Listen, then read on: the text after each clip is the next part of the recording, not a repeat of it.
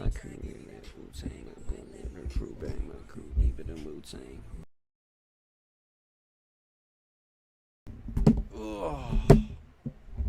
If I can get it fixed there.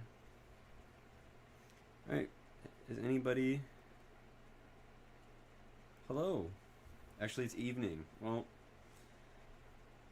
it's afternoon. Oversimplified uploaded. Who is oversimplified? What's up, Parker? Oh my god, 10 buckaroos. Jesus Christ, 10 buckaroos right off the bat. Didn't even get to talk before we got buckaroos and coming out my ears, bro. Thank you, Jess. Thank you, Jess, for the $10. Make it holla, bro. $10 off the bat. Off the bat.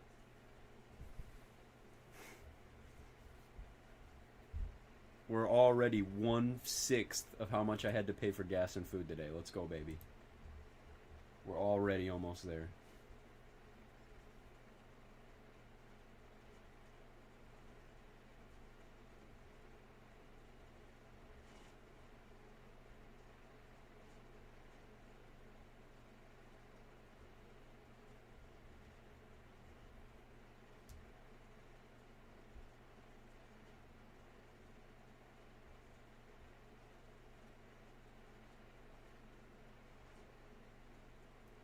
Loving the thumbnail. I'm glad you enjoy it. I'm glad you enjoy it. Meow, meow, meow, meow, meow. Exactly. Meow time, baby. It's meow time.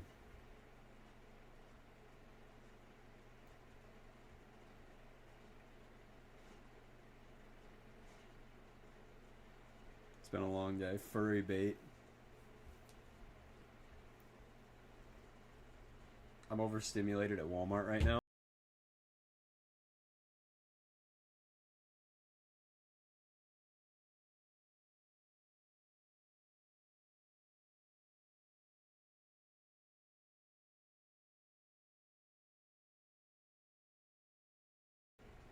Do we play Minecraft?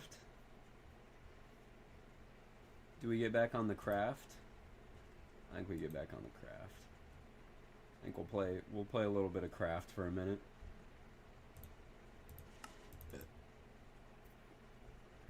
Get back in the groove.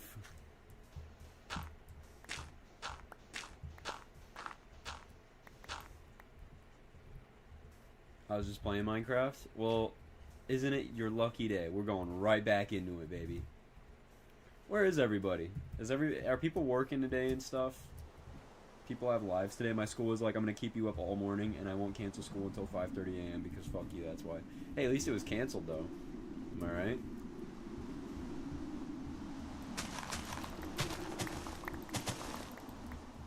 I'm staying inside while the lake effect snow event of all time is ongoing.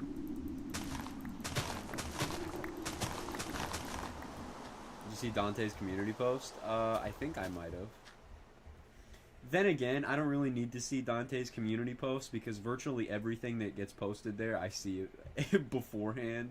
You know what I mean? So it's like...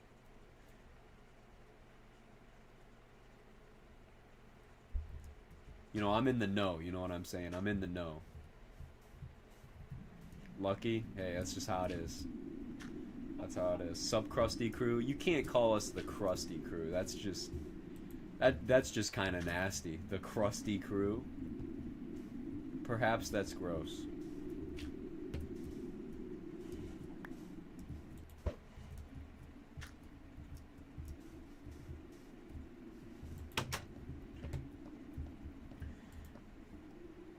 How much snow does everybody have? Does everybody have snow? Or they're... Like, to the people who are in areas that commonly get snow, do any of you have snow? 1 foot? Hey, I'm right there with you. It's really bad, dude. And I lost my scraper, so I had to clean off my car with basically my arm. It was excruciating. I was freezing. 1 foot in Michigan. I'm in Michiana, just on the border, so... Also have... We're stacking more on, too, with this lake effect. Got a few inches, but we did not get a lot today as much as we were supposed to. 6 inches on top of a layer of ice and more snow. and you're in Jersey. New Jersey.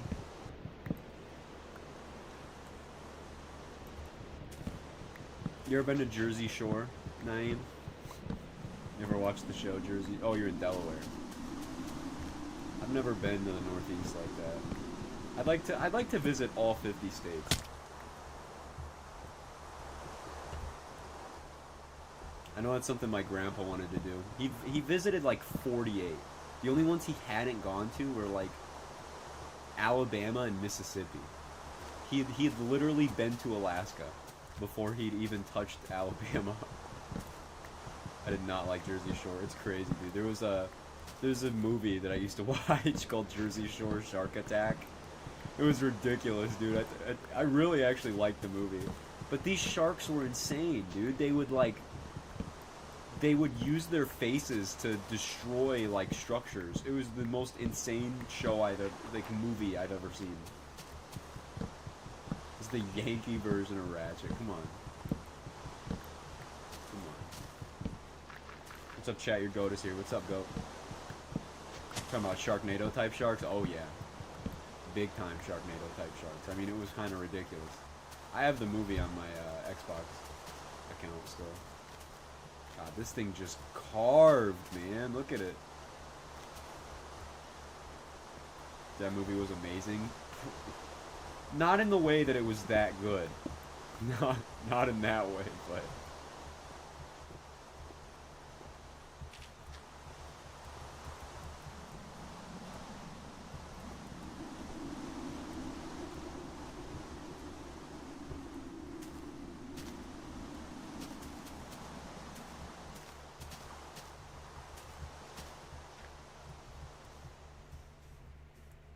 Man, it's completely littered out here, man.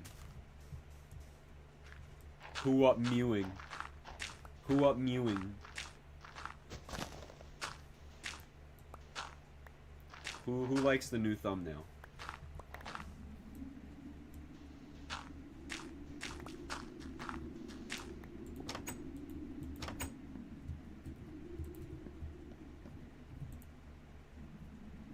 Fuck with it, I'm glad. New thumbnail's amazing. It's based off of The Life of Pablo.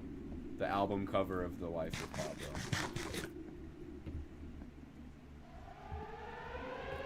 Every morning, who's ready? Oh, now it's coming from this angle. Every morning we get a nice little destructor. What a good morning. I don't listen to pop though. Oh, it's not pop music.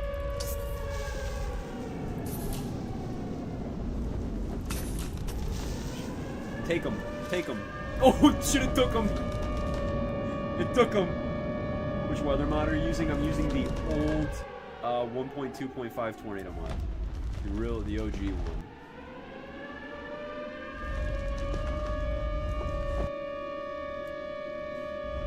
And it's spawned on a mountain, so it's hovering. Yeah. You see Peggy and Kanye are in the studio? Dude, I saw. I'm so hyped. I'm so hyped. Peggy made a tweet just a couple nights ago. He was like, God, Kanye's got all these people in the studio and they're making a fucking Backstreet Boys song. How lame. And then fucking... I think he was just jealous. And then... Basically, they're in the stew. Both of them together, they're gonna have one ridiculous song. Like, in terms of production, too, it's gonna be ridiculous. But... I'm hyped. I'm ready. I'm ready for Vultures. And Kanye seems to be relatively normal again. I don't know if he started taking his meds or something, but I saw that he's uploading a 40-minute. Well, apparently he's uploading a 40-minute apology video for his rants that he's gone on, where he's sitting in front of a camera and literally just apologizing for 40 minutes. So, and that's the first time he's apologized about anything in his entire career, so I think he seems to be fairly normal right now. Hopefully that stays, and he Kanye apology video. Man, it'd be the first time he literally apologized for anything that he's ever done. I think he knew he went too far. It's what unmedicated bipolar disorder do to a mofo. But I'm glad he's taking it upon himself to like actually apologize and like admit that what he said was wrong, blah blah blah blah blah, go back on it all. How do you how did I set this up? I had to install a Technic launcher, and it installs the mod packs for you and stuff, but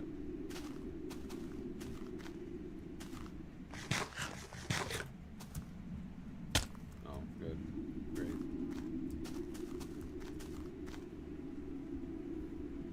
I'll believe it when I see it and see that he actually means it by actually showing he's an improving person. Exactly.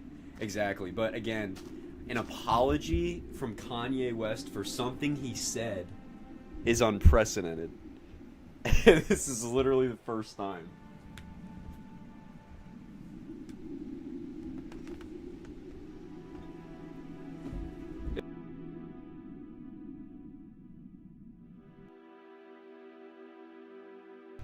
Anyone can make an apology.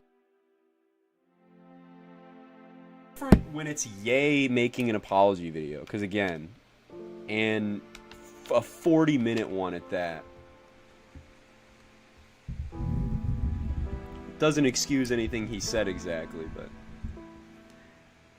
a 40-minute apology video from a guy who is known to be quite self-centered and unapologetic. Where'd you hear it from? Oh, it's all over, if you go on like Rap TV and any like media source, TMZ, stuff like that. Actions speak louder than words. Yeah, he's gonna have to prove it, but I certainly think that's a crazy step for a man who hasn't apologized for anything in his entire life.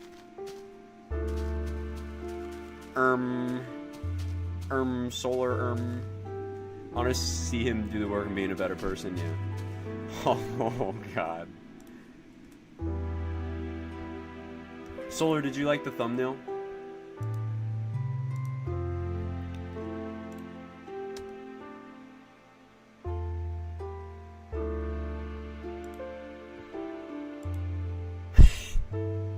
It's Drake, man. It's Drake. Holy shit, it's Drake. Bruh. It's Drake, bruh. Amazing thumbnail. I'm glad you enjoy.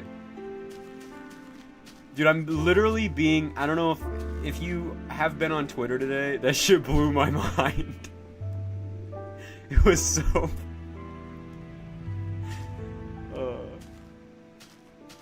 oh man. Fucking forgot what I was gonna say. If you've been on Twitter today, you've probably seen either via my reposts or I force it to you on my timeline or some shit. Or if you're just a weather person, you know that there's the lake effect snow band of all time inundating my area. It's ridiculous. The line is entirely, there is so much vertical wind shear that the entire snow band has supercell structures in the snow band, and they're all like, it's literally mesovortices down the entire band. It's so crazy.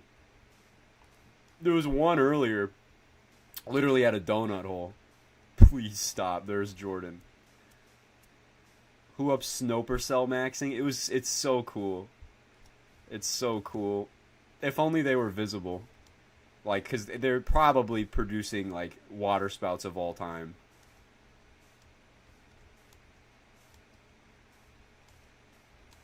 It just sucks because they're buried in LES bands, which are gonna destroy any visibility of them. The ones this morning, yeah, the ones this morning were dumb.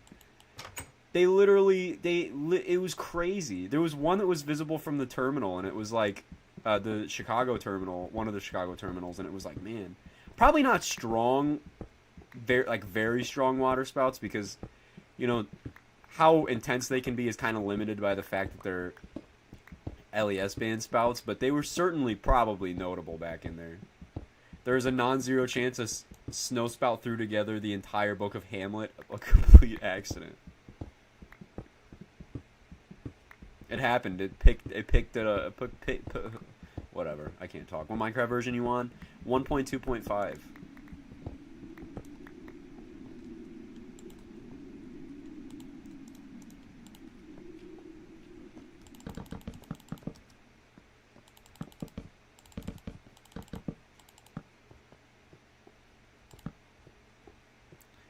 It's the snow squall line from Hell Part 3. God, that's gotta haunt Eagle's dreams.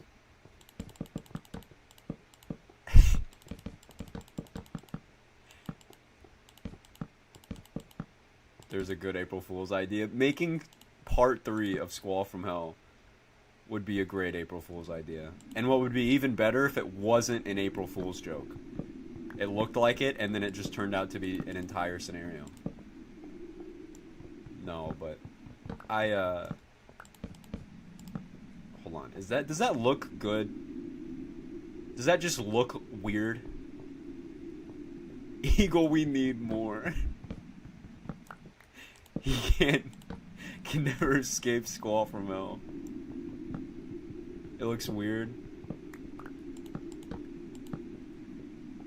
Yeah, it kind of does look weird. Swagged out basement. I thought I wanted it to be swagged out, but it does kind of look weird with the wood. Can somebody please make a better Squall line scenario? You know, maybe one day. I like Gulf Coast Derecho by Dante. I really liked that. Put them in the corners. I can't really put them in the corners because there's no, like, corner. And I gotta have some relative symmetry to it.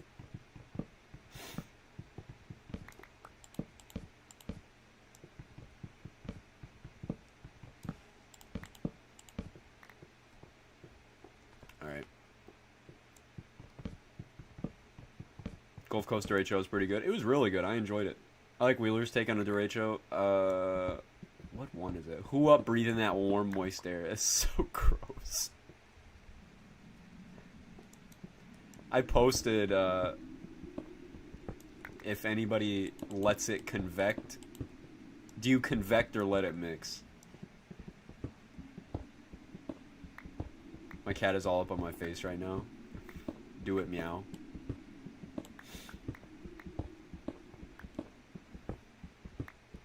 It's hard to make a scenario about linear storms entertaining, I think.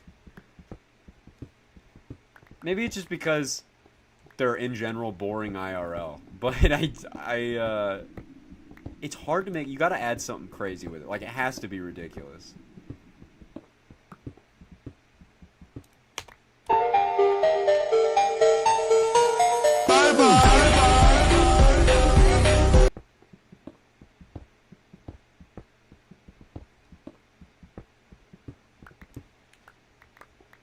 Well, there's a cave in here. I love how Kay's making this basement not knowing it'll get destroyed in the first... It won't. It won't. It's underground. Oh. Oh my God, we're back again. Brothers, sisters, everybody say. Gonna bring the flavor, show you how. Got a question for you, better answer now.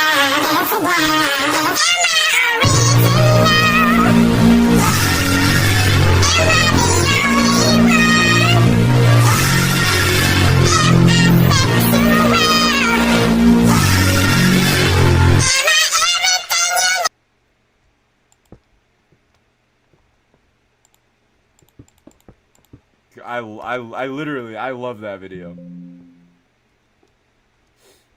Now I know I'm not insane and that shit posts are not in my brain, just on stream. Spectacular. Kind of like you. Oh. I've been roaming around, always looking down when all I see painted. you. Why? Oh, I hate it so much. I hate it so much, dude. I hate it so much. Oh my god, I'm back again.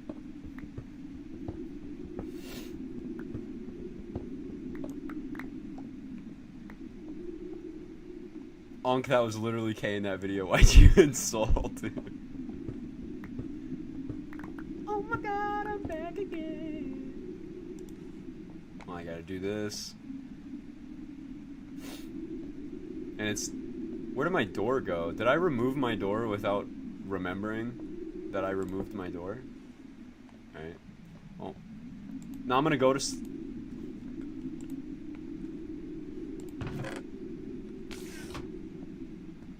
Oh my god, I'm back again.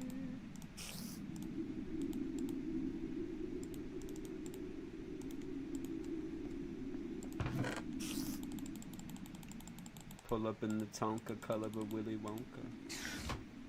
Be the king, but watch the queen conquer. First things first, I'll eat your brains.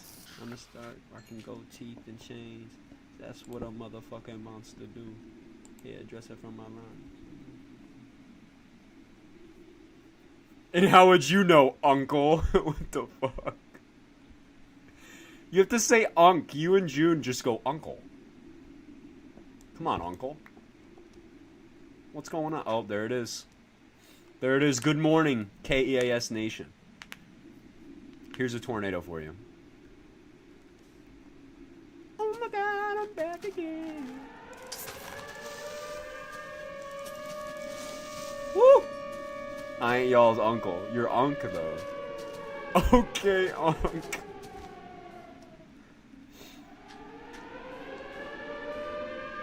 The day it's a direct hit is a bad day. Dude, but it's gonna just... It makes the village so messy, man.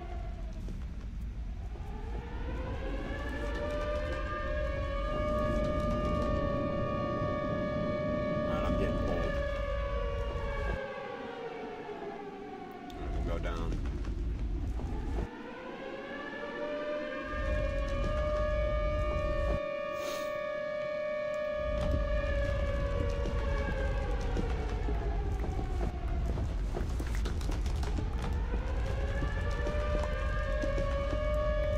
Dude, it's taking a... I can see it on the mini-map.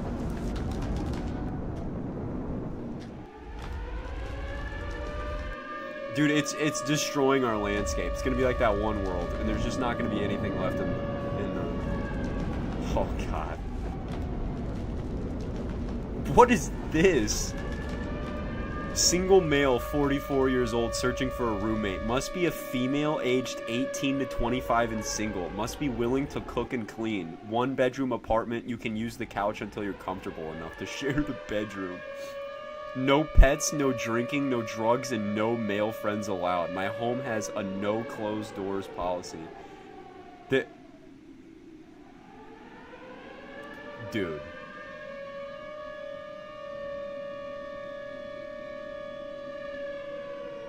I read the rest of it and I'm not.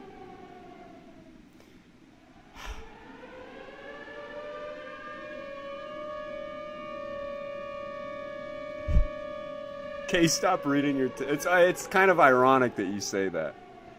It's kind of ironic that you say that. What did it say? It just... I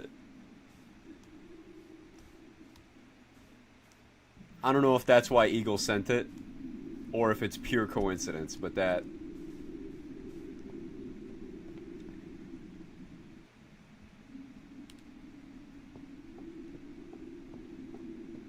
It's ironic. I don't know. It's ironic. Oh my god, I'm back again.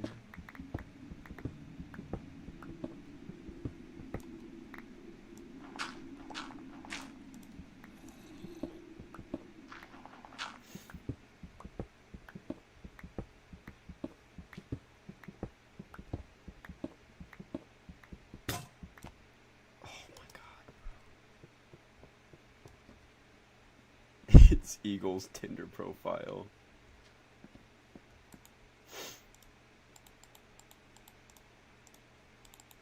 Oh wow, if only I could. Oh my god, I'm back again. Flexio and Squad Line from Hell timestamp 2125. Squad Line.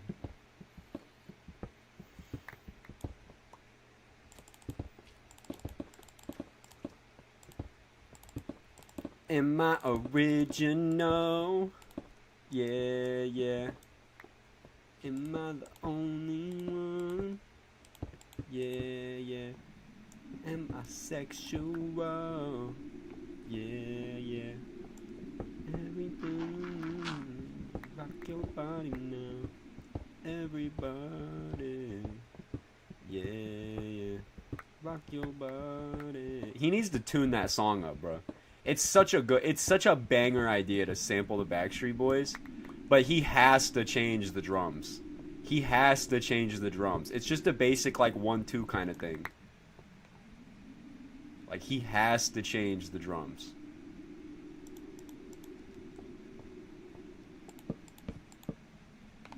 And I know it's really unfinished, but he's got to change the drums. Why is Chad just saying Squall Line from Hell timestamp? We're rotting. I'm turn-in vegetable. Thanks, man. I had some Subway earlier.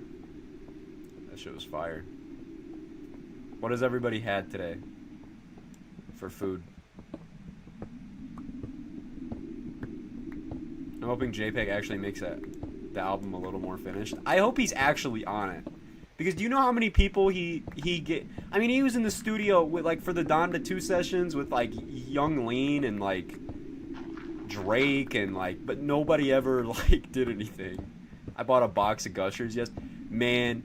Listen, Gushers are literally peak. Like, I used to eat so many Gushers, man. It was like, oh man, dude. Gushers are probably the best fruit snack or fruit snack adjacent item that exists in our corporeal dimension. It's so like, they're so good.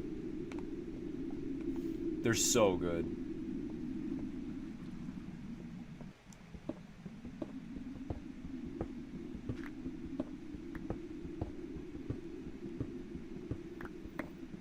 I'm waiting for my mom's stuffed ravioli lasagna. Stuffed ravioli lasagna. How does that work? Instead of like traditional layers of lasagna, is the pasta ravioli?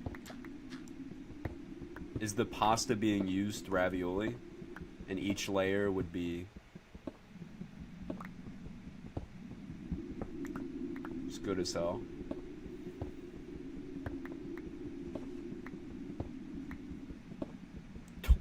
Squall Line from Hell timestamp 2115.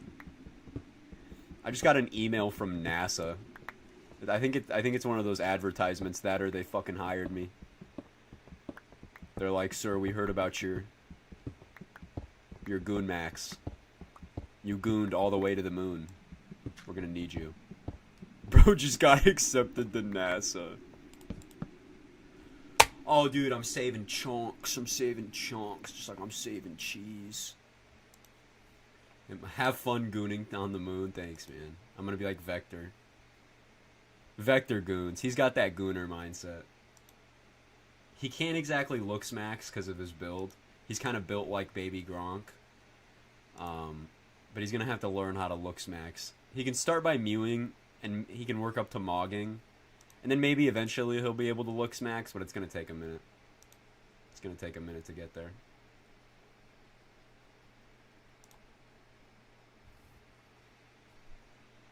Hello, Kay, would you like to visit the sun? What? What is this tag? What is this splash text? What the fuck is this splash text? What the fuck? What the fuck? Dream got into Mojang. Dream hacked your Minecraft. What the fuck is this splash text? What the fuck, man? Alright.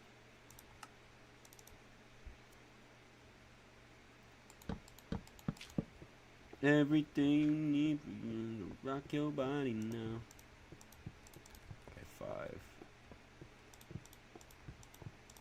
Okay. This would be... Is this the Dream mod? It is, actually. I have to be careful. His mob is like an Enderman. He sneaks up on you and... Why don't they just put miners welcome? I don't know. I don't know why they... I think you're safe from Dream. I did, like... Well... I recently turned 18, right? Or no, that would be like Drake or like Leonardo DiCaprio that would want me.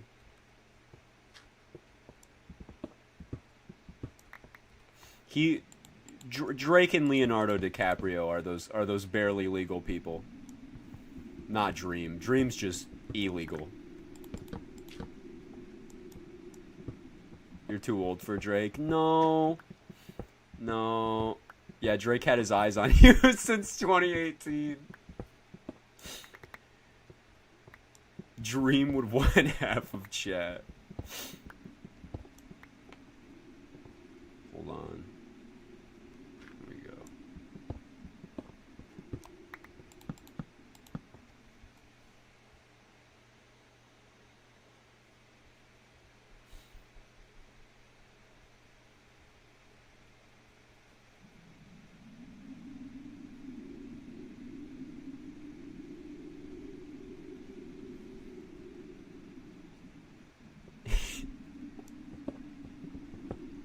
The squall line from Hell Part 3 questions.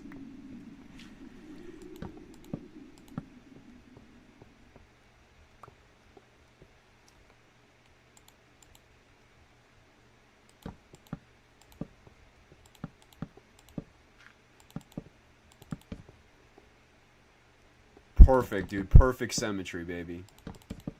Perfect symmetry. That looks weird as fuck, though. Whatever. I don't know. Maybe my eyes are just weird. You know, something I liked about... I've talked about this multiple times, but I really liked Squall from Hell Part 2. Just because it featured my area. Like, there's not a lot of scenarios that feature... The only other scenario that featured my area, I think, was, like, weather disaster. One of the weather... Like, the first... That or the wedge.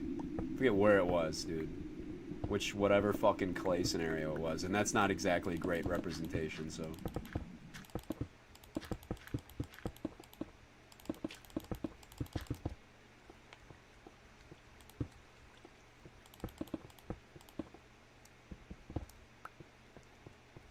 Alright. Dude, the whole... There's gonna be sand up here, isn't there? Why do people hate clay? Well, you certainly have been, I almost said under a blanket. That's not the... under a rock. Sorry. You've been under a blanket. Fucking dumbass. You, sir, have been under a blanket. The fuck? You need to represent your area? I have. I've destroyed it multiple times. Right. Who's ready for the morning slabber? Southeast Michigan scenario.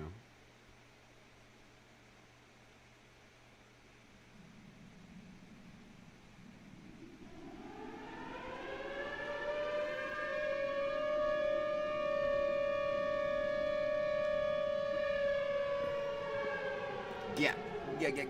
She got that. Yeah.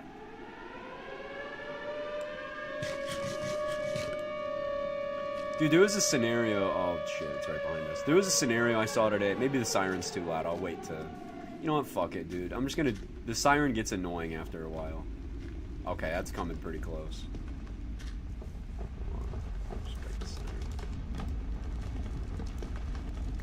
Anyway, so I saw a scenario earlier today. It was a weather scenario, and it looks so good. And then, boom, there comes a radar, and it's like, oh my god. Well, I was really close. No, but it's a good scenario. The graphics are really good. There is a ton of potential there. But dude, it was so good. It was so good, and then boom, here comes a radar, and I'm like, what is going on? I thought it was good story-wise. It really looks so good, like graphics-wise and all that. Like, I just wish it's a good scenario. Just sometimes it kind of kills my immersion sometimes in weather scenarios if you use a radar and it's like, and I'm not even sure what I'm looking at. I mean, you can obviously look past it. It's not that big of a deal. Most people don't care anyway, right? But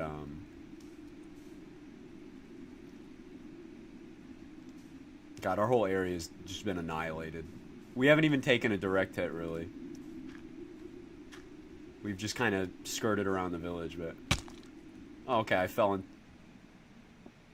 What? Did anybody else see the fucking name tag? Am I tweaking, or did anybody else see that name tag all the way... Oh, no, that was dust particles. Oh, dude, I shit my pants. I was about to say Herobrine, dude, in my fucking game, dude. No, but... Tweaking? I was, don't worry.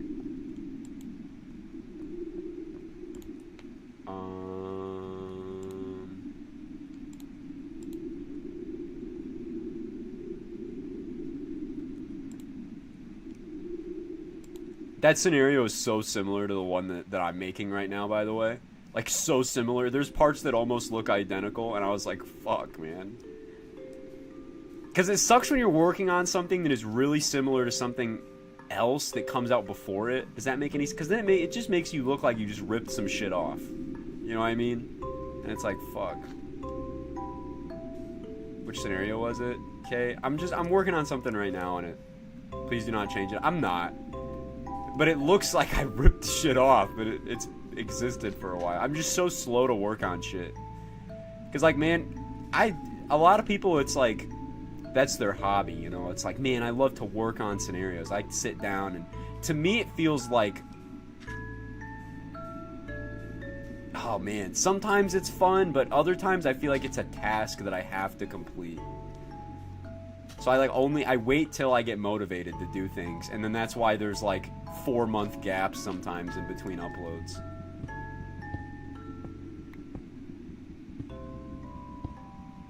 Thanks.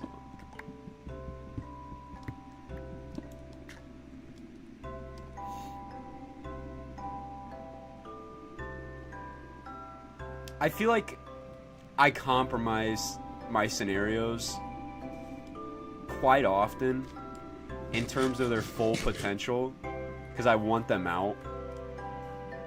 And like for example, Leveled was, the entire scenario was like a month old at the time, and I just couldn't think of it was the same thing. I stopped working on it because I was bored and I didn't want to work on it anymore, so I just had to throw an ending together. So I literally slapped a fucking, you know, more mocks to fill the gap. Thing is about it though is like, I don't know. I was gonna make mocks like every week, like that was the plan. What mod am I playing? It's the OG Tornado mod, too many items, and the mini map mod for 1.2.5, but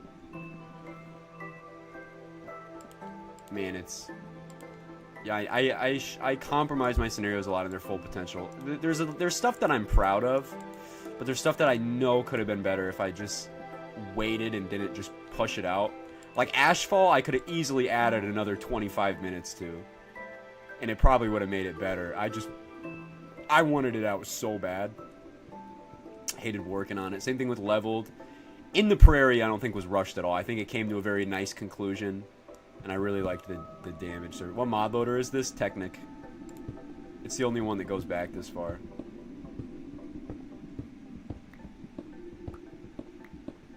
What were you doing between 1930? Jesus Christ.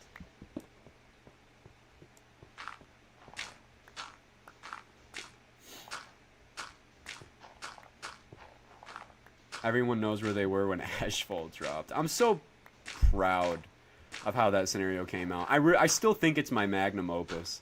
In terms of storyline, I think... Okay. Somebody translate and communicate. Anyway, in terms of storyline, I think Ashfall is still peak. I still think nothing comes close in terms of storyline on my channel. Because everything else is just kind of ordinary. It's like, ooh, a volcano. Ooh, a tornado. Ooh, a fucking... That's kind of it. That's my that's my entire channel. Ooh, a volcano. Ooh, a tornado. Ashfall was unique. I'm very proud of Ashfall. I'm very, very proud of Ashfall. I really, really do want to remaster it one day. Just give it the screens that it observes. Observes? What the fuck? That it deserves. What is that? What the fuck? Give it the screens it observes, man. We need a volcano emoji. Oh, that's we probably should for Ashfall. Ashfall and Orphan Source were peak. They really are. Ashfall, like, I don't know how to explain it. Ashfall was so ahead of what I thought I was even capable of doing at the time. Like, think of all the scenarios that came prior to Ashfall. That was just ridiculous. Like, the quality took such a jump. When I was making Ashfall, I couldn't believe it. Like, I was like, oh my god, dude, like, this shit is, like, actually solid. Like, prior to that, I thought everything else on my channel was just okay, you know?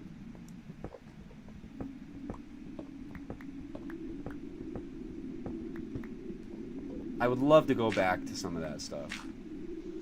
It's just, oh, I wish I could just snap my fingers and my ideas that I have would just be made, like, instantly. I didn't have to manually do it.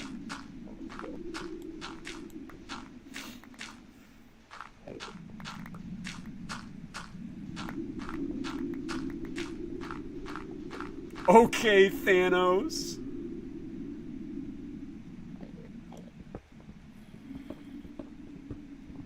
The 3-page list of ideas. It just sucks, like, making stuff.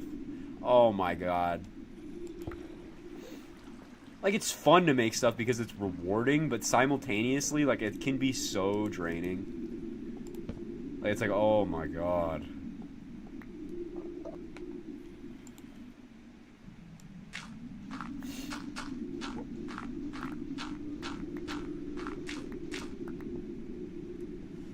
And there's almost pressure too. I feel like it'd be easy if I just uploaded, but I almost feel pressure on my half to, like, seriously just work on things. Like, does that make sense? Like, because I feel like I have a channel now where, like, when I was smaller it was whatever, but, you know, now I feel like there's almost pressure. I mean, I'm 100 away from 1,000. Like, I gotta, like, if I have a, like, not everybody actually gets the opportunity to have people that watch their video. You know what I'm saying?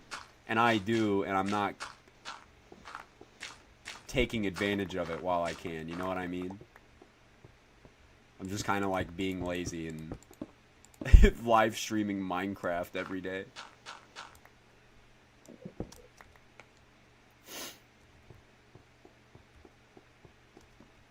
Don't pressure yourself. I get you. But, Kay, when is our next date? God, I'll have to check my schedule.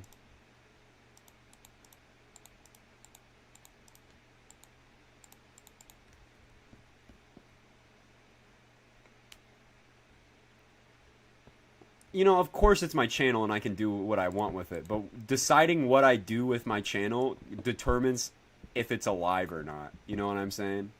Like, at the end of the day, the majority of my viewers do not come from these live streams. You know what I mean?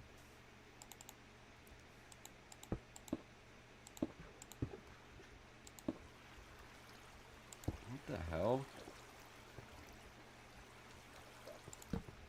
It's like, yeah, I totally agree. I can do whatever I want. But if I don't upload for long periods of time, I'm gonna like effectively kill my channel and any momentum that it had going. And it actually has decent momentum. Like, it would kind of be silly to just be like, guys, I'm lazy. So I'm trying. I'm just I'm slow to work.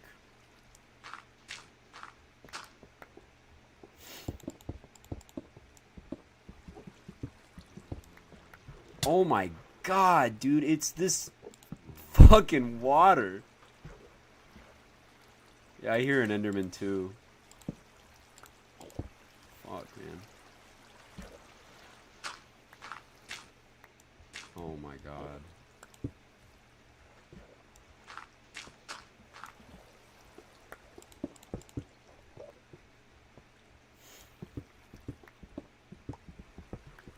Fuck it, let the water pour. Let the water pour.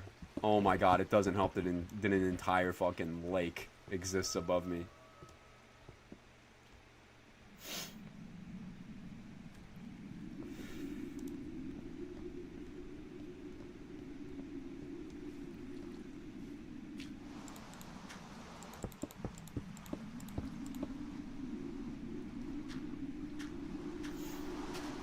Okay, it should have solved whatever issue.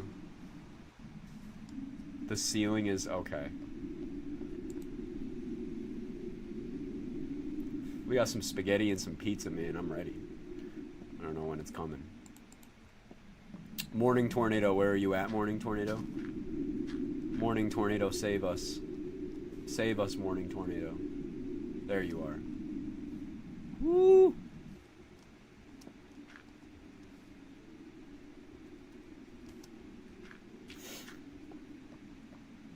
I want some stuffed ravioli. What does that mean? You gotta send me a picture of it. Stuffed ravioli lasagna.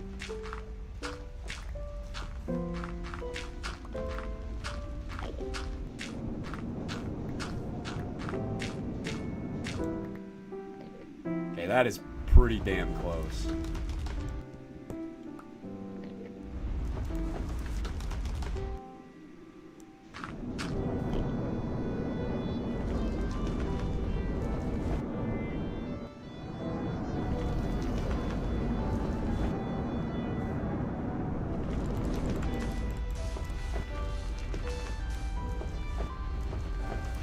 The close calls of all time, baby.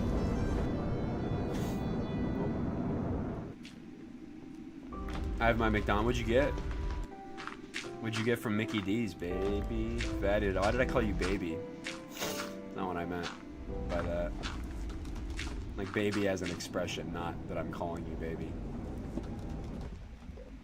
What'd you get? McNuggies? Burger? Fries?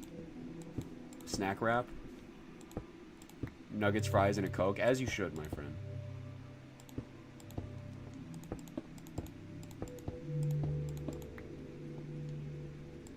I don't think now's a great time to buy from McDonald's. I personally won't, but not everybody are able to do that. Not everybody has the financial ability to do it. It is cheap food at the end of the day, and not everybody can just, you know, do all that. It's cheap, easy to get. So, I don't hold that against anybody.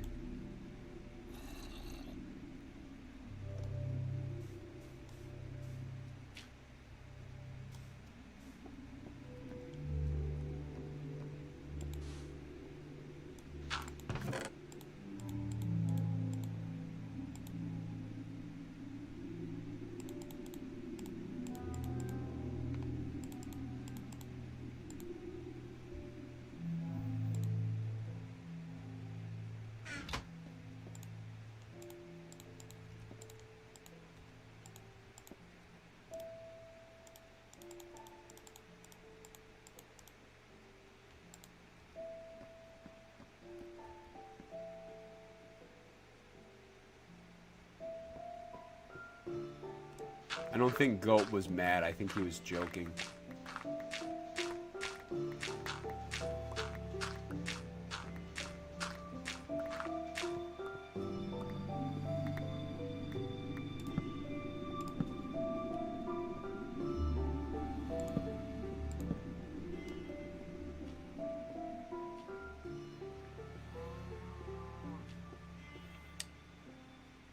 Do you let it Lois or Peter Griffin? I let it Lois.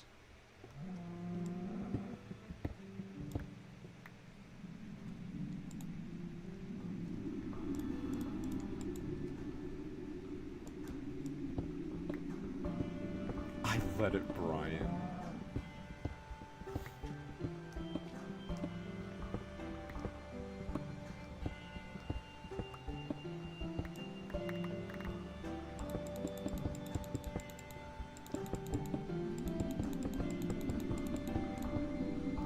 Dawn 3 looks so good. It does.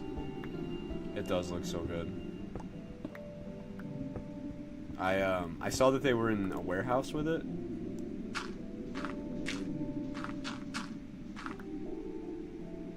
It's always been McDonald's Fridays.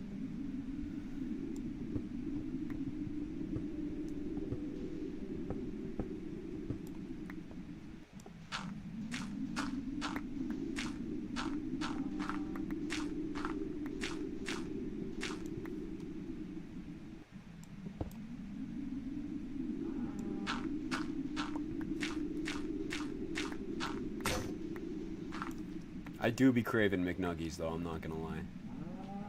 Like, that shit sounds fire. Like, I've been craving it. McDonald's chicken nuggets and, whatchamacallit, some honey. Oh my god, dude. Oh, so good. Does this guy understand English? I'm not sure. There's, what's his name, Raul, who comes in here? And just kind of... I think he's venting or something. I don't know.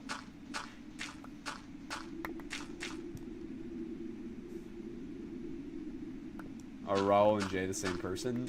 They might be. Do you let it Hank or do you let it Bobby?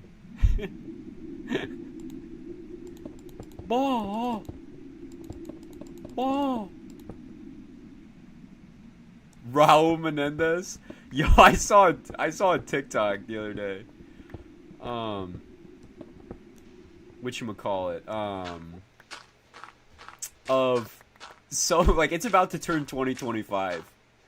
Like, when Black Ops 2 took place, the Middle East is, in war right now, and it's, like, it's so ridiculous, because it's panning out exactly how Black Ops 2 fucking panned out. The game that was made literally 10 years ago. And it's painting out like the exact same thing. It's so weird. Imagine if Raven Team Leader had a built-in emote where she ripped off her pants and got fucking naked.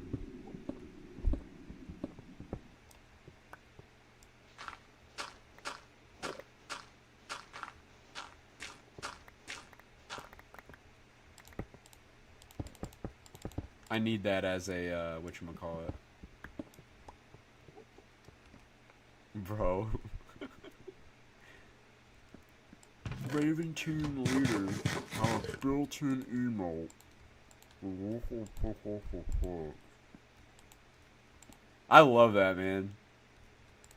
Because he's speaking facts. Like, if you disagree, you're lying. Anyway. I had some Subway today, dude. I think I already said that, but it was damn good Subway, dude. There's this gas station Subway. Oh my god, dude. It is so good in my area. Like, oh. I still stand by it that Jay speaking truth. He is. I'm not sure what he's saying, but I bet he's saying some real shit.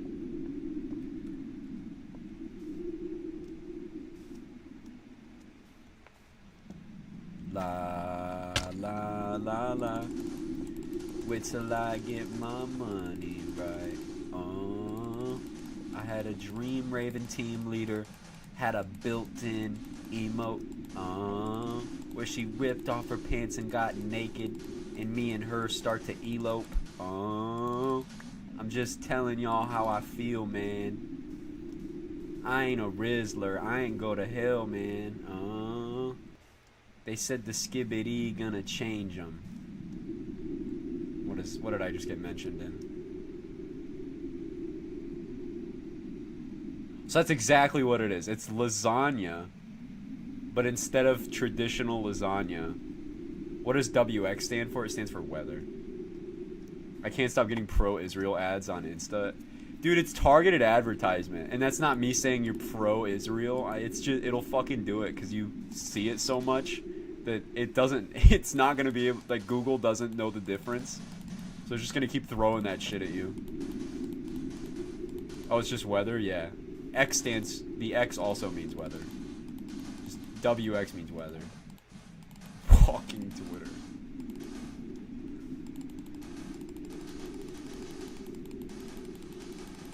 Raining like hell in NorCal today.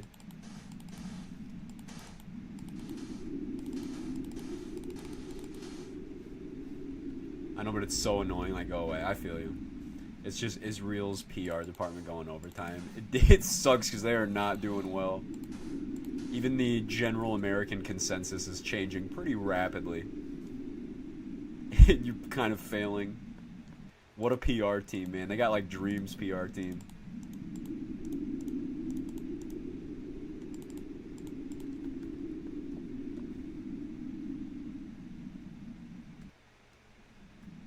What if Raven team leader had a built-in emo?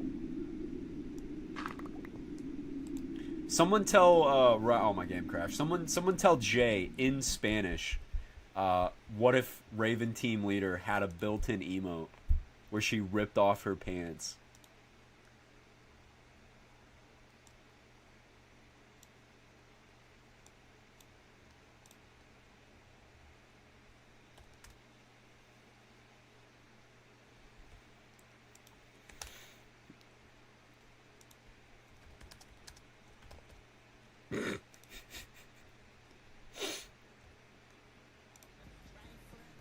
What if Raven team leader had a built-in emote where she rips off her clothes and gets fucking naked? What? What if Raven team leader had a built-in emote where she rips off her clothes? Check Twitter. I was scrolling through it while I was loading.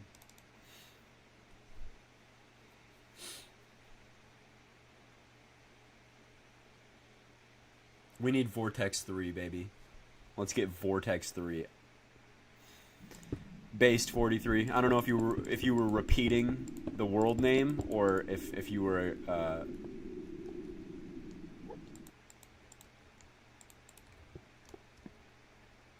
Alright, who's ready for the morning slabber once again? I have to turn on rain for it to work. What if Miss Bunny Penny had a building?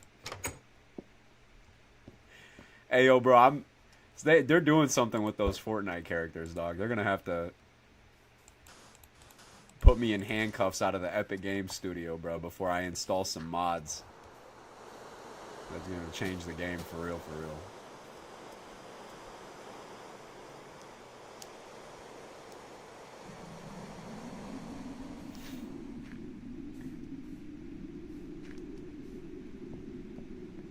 Epic Games know what they're doing, dude.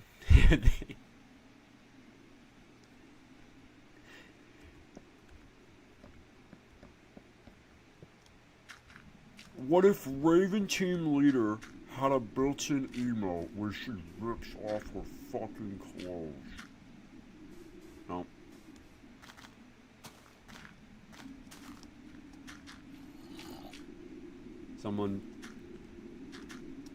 Some fuck pulled the fire alarm at school today. Why?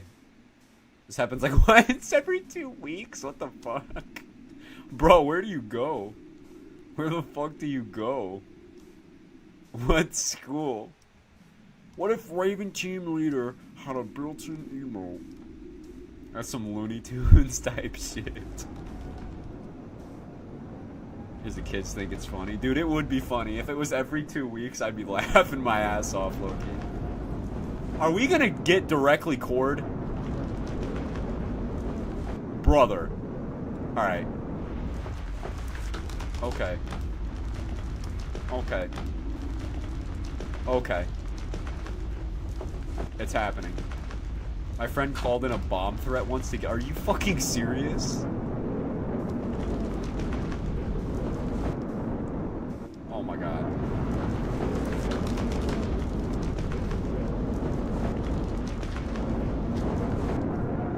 He didn't do the threat, he said he heard about it. Oh, it's directly hitting our house! I'm getting sucked!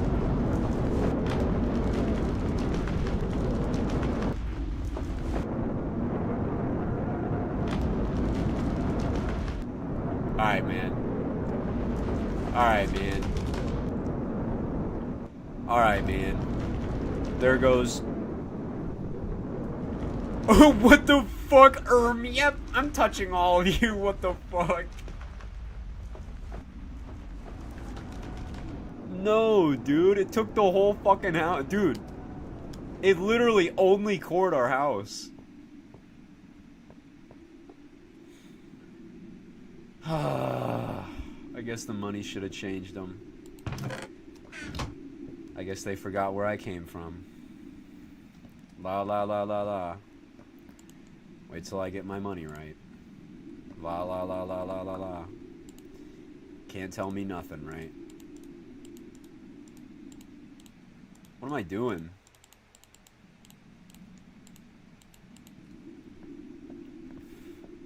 La la la la. Wait till I get my money right. La,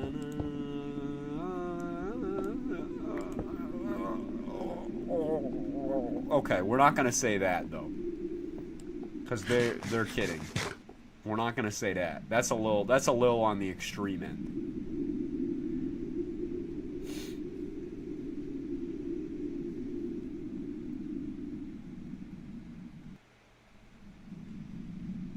K is Kayla EAS.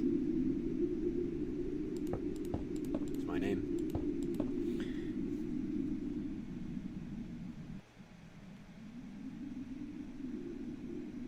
Who up needing they dough? I'm getting really annoyed at not getting noticed. Man, YouTube is balls.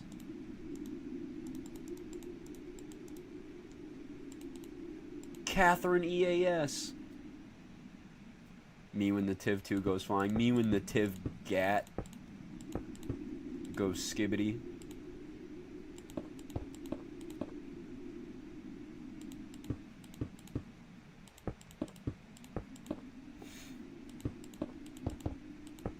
Bro, the whole house is fucking defoliated and gone. I don't know what I'm gonna do. Wait till I riz my Rizzler Gat. Look at the mini-map. You can see all the paths of the tornadoes. There's so many, it's kind of hard to pinpoint where they are exactly here. There's one here. There's one that goes through there, one right there. One that goes through there. I heard there was a secret Gat that the Rizzler played for Kaisenat. That kind of rhymed. Excuse me. Wow, chat is saying more instantly. All simultaneously mooring. But you're really from Ohio, are you? This is terrible.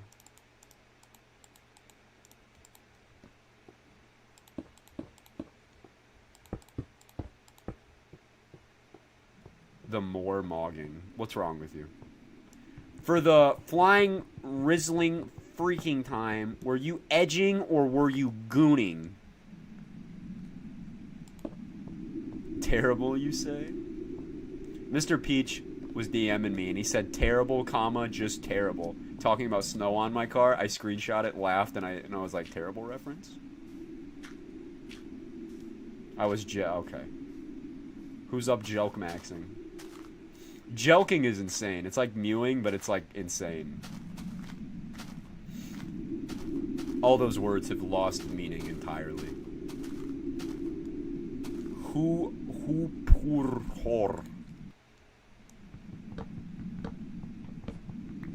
Who up becoming an object?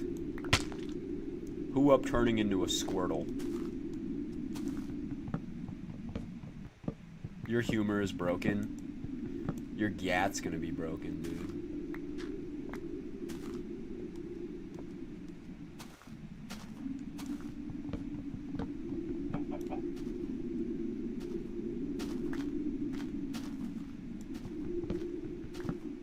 What is a Pokemon? So I have two ways that I could answer this question, okay? One, I make a joke, or two, I make an even worse joke. I'm not sure which one to go with. I'll just say that a Pokemon's a Pokemon. I'll just say Pokemon.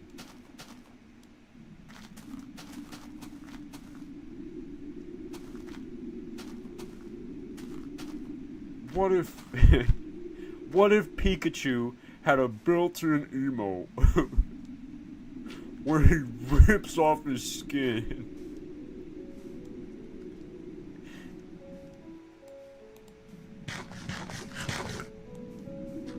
What if KEAS had a built-in emote where he rips off his pants?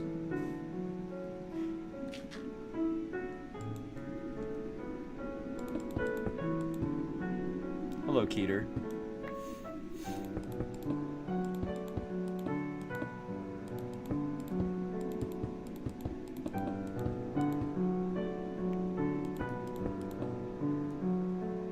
Bum. Hold on, I gotta attach the Riz. I am incapable of feeling shame. Are you sure?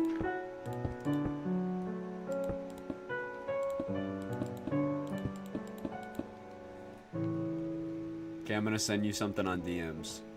I hope it's something normal, but I imagine that it probably won't be. This busted ass house, man. I can't have no windows. It's just gonna be a sad box.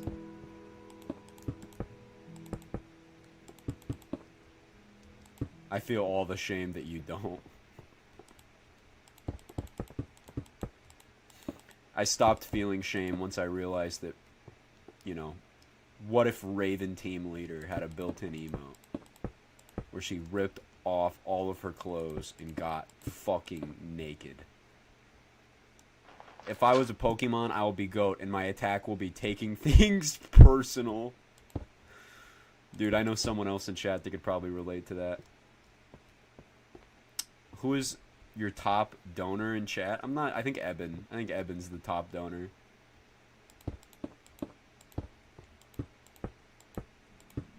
What if Raven Team Leader had a built-in emote where she rips off her fucking clothes? Greetings from digital to analog television signal converter. Ooh, look at that. Do you guys think birds, like, know that they taste good?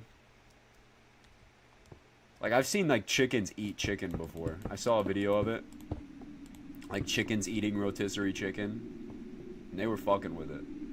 That's kind of insane. Like, do they know that that's chicken? Oh, there we go. Thank you, Evan. Thank you, Evan, for the $2 of schmooze. Look at this shitty ass house, man. This is how it has to look in order to survive the tornadoes, man.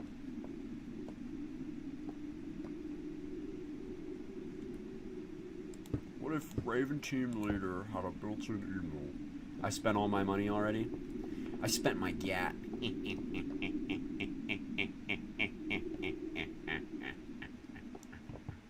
Are you building an EF5 proof shelter? Pretty much. What if Raven Team... No! I deleted my iron! Oh! It's expanding. Father's transmit.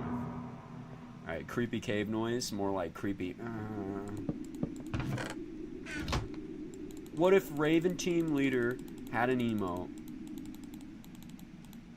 where she rips off her dick? Beautiful morning. I was up goon maxing. Me and Kid Cudi.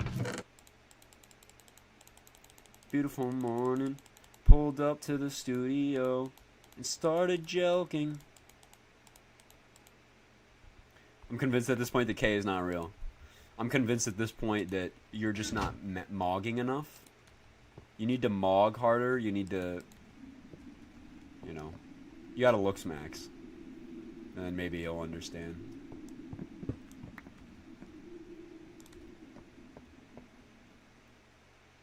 No, don't do that. What if Raven Team Leader had a built-in emote where she rips off her shoes? You sick fuck. We're not doing that.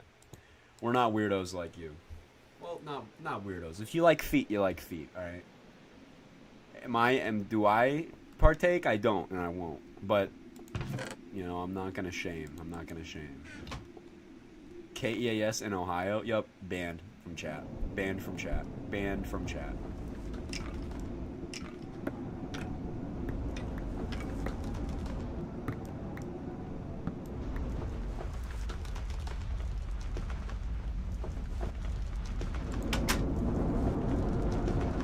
What if Gerald Team Leader? Okay, you are a liar. I don't partake. I don't like feet.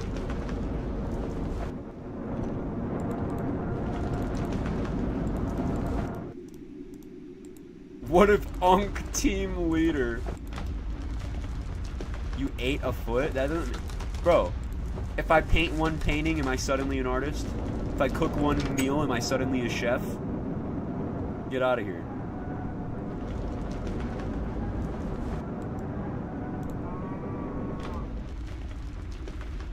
What if, oh my god, I'm back again, Team Leader had a built-in emote. Oh my god, we're back again. Brothers, sisters, everybody say. Gonna bring the flavor, show you how. Got a question for you, better answer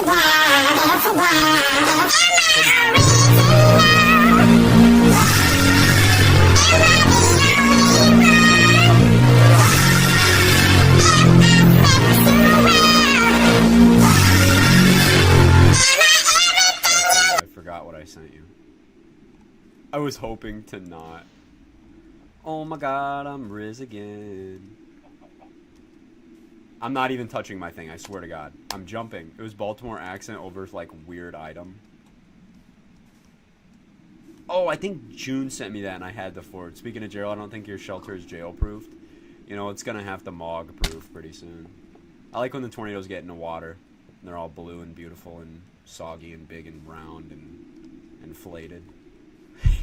God, it's so fucking weird. Give me a water spout. Give me a water spout. Give me a water spout. Give me a water spout. Give me water spout or give me death. Give me water spout or give me death. Come on, you won't do it. You won't do it. Oh my god, I'm back again. Oh, I gotta stretch my leg. Oh my god, I feel so...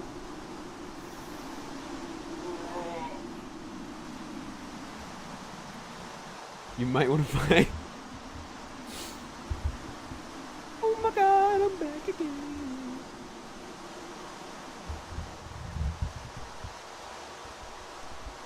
You like that, don't you, Kay? Like what?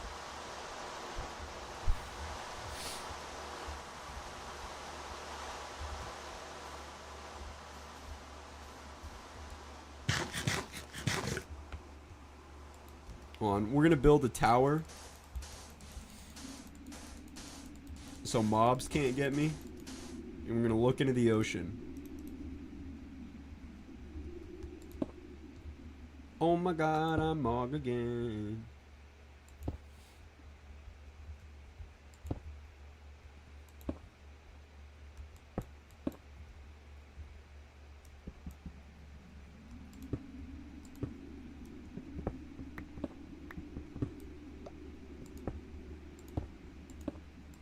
Alright.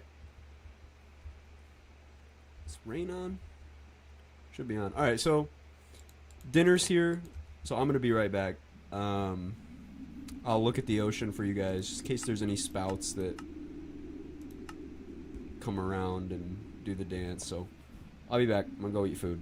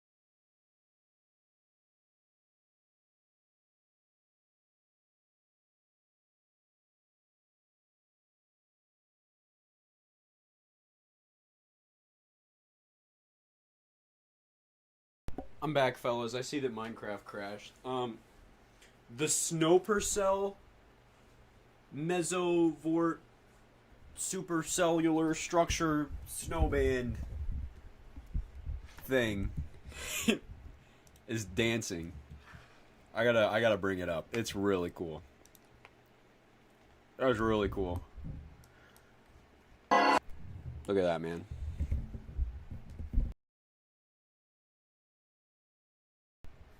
No spouts were seen. Unfortunately, not. Can't really see them. They're kind of snow wrapped, but it's spinning right there, and you can kind of see the that structure. So many mesovorts in this line, man. The entire look at all the convergence entirely down the line, and fucking just inundated with snow here.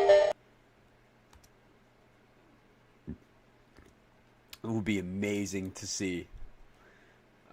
Things probably producing a snow spout. I mean, and the rotation goes fairly high up. Looking on higher tilts, I mean, we almost got like a... Your band, buddy? Is it bringing up the... Oh, Jesus, because of the... But yeah, a straight up Snowpercell right there. In the... With the mesovort in there. That's helping. I mean, you can see where the center of rotation is. Kind of a donut hole. That's where the updraft would be. Super cool, man. I'm going to have to turn the keybinds off. So I can go back. If there were warmer temps, this wouldn't even work. This wouldn't even be happening right now if there were warmer temps. But yeah, this is getting pushed eastwards by these westerlies here. Heavy snow. 6-degree wind chill. Pretty crazy, man. And all the way up through the entire band, it's just spinning, baby. God damn, man. Look at all these areas. All of these areas are spinning, even when I play it in full.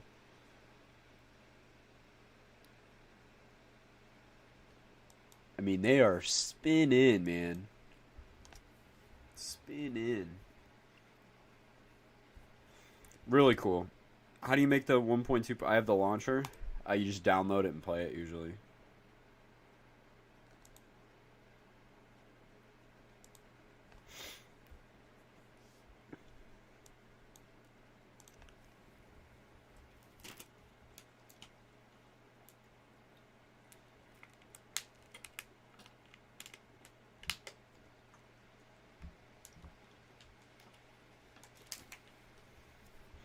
Chunks aren't loading. Yeah, it happens. It crashes a lot.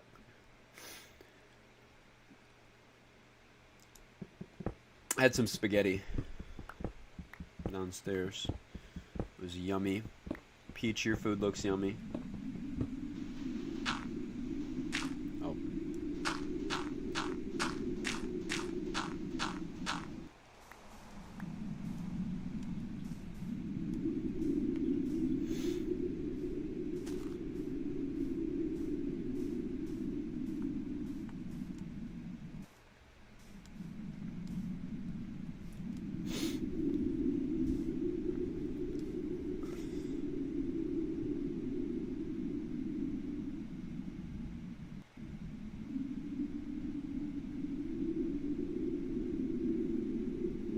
Man, I just wish that it was like daytime and we could see the spouts, man, because there's literally probably been dozens upon dozens upon dozens of spouts today. I wouldn't be surprised if the number was in the hundreds.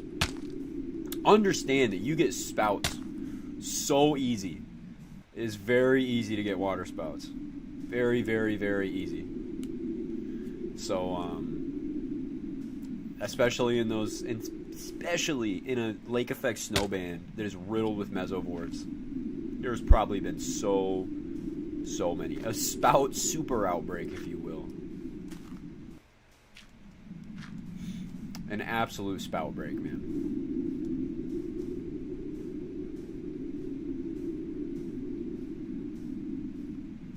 Are we not, speaking of, are we not going to get any water spouts out here?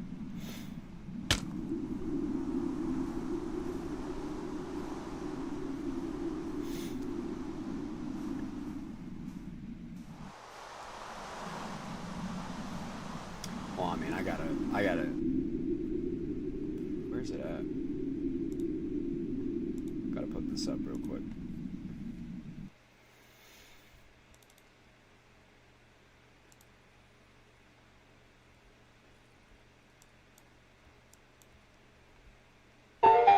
God, even a more defined, straight up donut hole right now, too.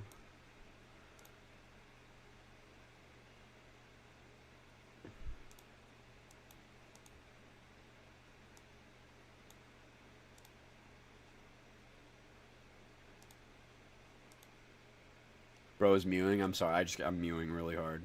Yeah, can we see it? Yeah. Right in the middle. See the reflectivity? Kind of a donut hole right in there, and that's where the center of rotation's at. ENJYOoe right there, kind of just focusing on that center of rotation. Crazy, man. Probably a water spout right now. Back in there. So amazing. So amazing. Can't get enough of it. It sucks because the friction on the water is not a lot of friction, so these mesovorts don't last long or get really weak once they get on land, but... And thing is, they're kind of snow wrapped, I guess you could say, so can't really see them, but they're going to enhance the wind gusts, especially if you're along the beach. Once they move on land, the mesovorts themselves are going to have, like, stronger winds within them and heavier snow, but the water spouts themselves could add a little punch to the wind gusts, especially if you're near the beach. I mean, but again, we're talking about wintertime water spouts. You know, we're not talking about anything significant. But I mean, they're not dangerous. I mean, if you're on a boat, they can be, but 30, 40 mile an hour winds max in these things, you know what I mean? So it's not like you're dealing with like a dangerous tornado. See you, random.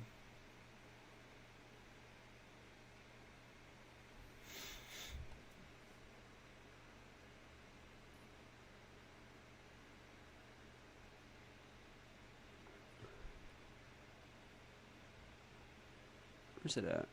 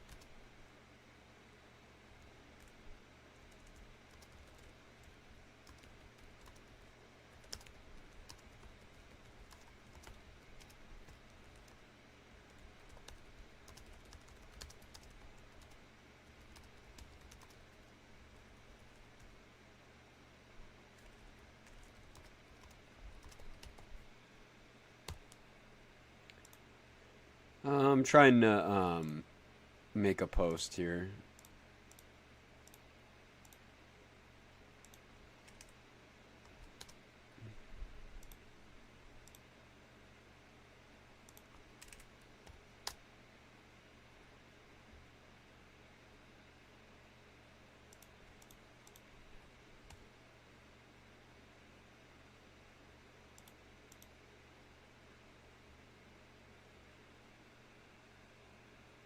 Can thunderstorms have 7,000 cape? Yes, they can. That's usually how they are.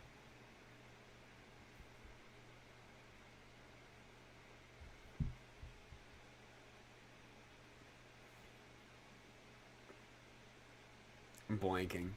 Probably a prolific spot break today. Wouldn't be surprised if we had dozens of them. Unfortunately, they've all been snow wrapped, if you will, and the nighttime hours won't help visibility at all. I made a picture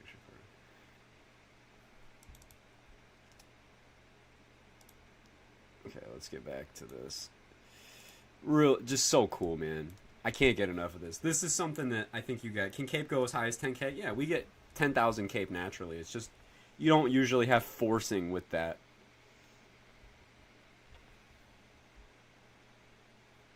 No, but you guys probably know that I talk about this a lot. Like, I'm really interested in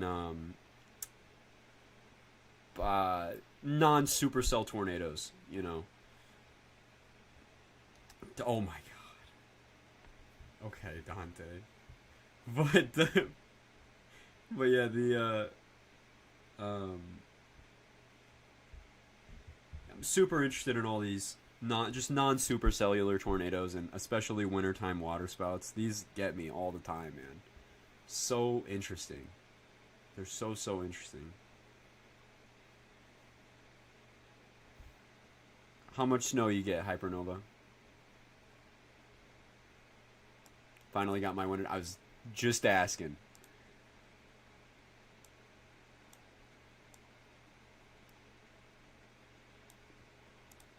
Oh, that's gonna activate this. Just probably about 6 inches. That's nice. So low topped, man.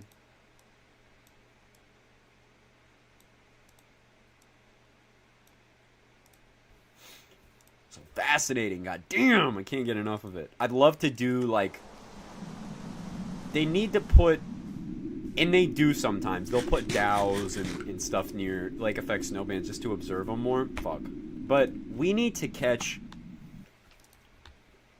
I want really high-res data of some mesovorts in a lake effect snowband, and with like a concurrent observation of a waterspout.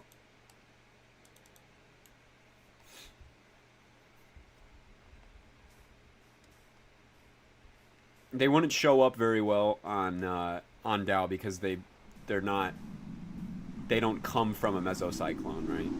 So it wouldn't be very easy to tell like the waterspout's rotation, but you would certainly be able to see the mesovort that was inducing it via like just the ambient vorticity in the area, or you know, just the structure of it in general. Can't get enough of it, man. I really can't. It's coolest shit ever. Coolest shit ever. It's always funny to me that like you have supercellular tornadoes that require so many things to sustain themselves and so many threshold requirements, and then you have like wintertime waterspouts that just like in the shittiest of shit. But not that they're even comparable. They're not. It's just it's silly. They're not even comparable though. They're both types of tornadoes, but they're in terms of formation, they're very different phenomena. Does forcing imply shear in SRH? Sometimes. Sometimes. Usually if you have very high shear, you usually have very high forcing along a certain boundary or frontal boundary.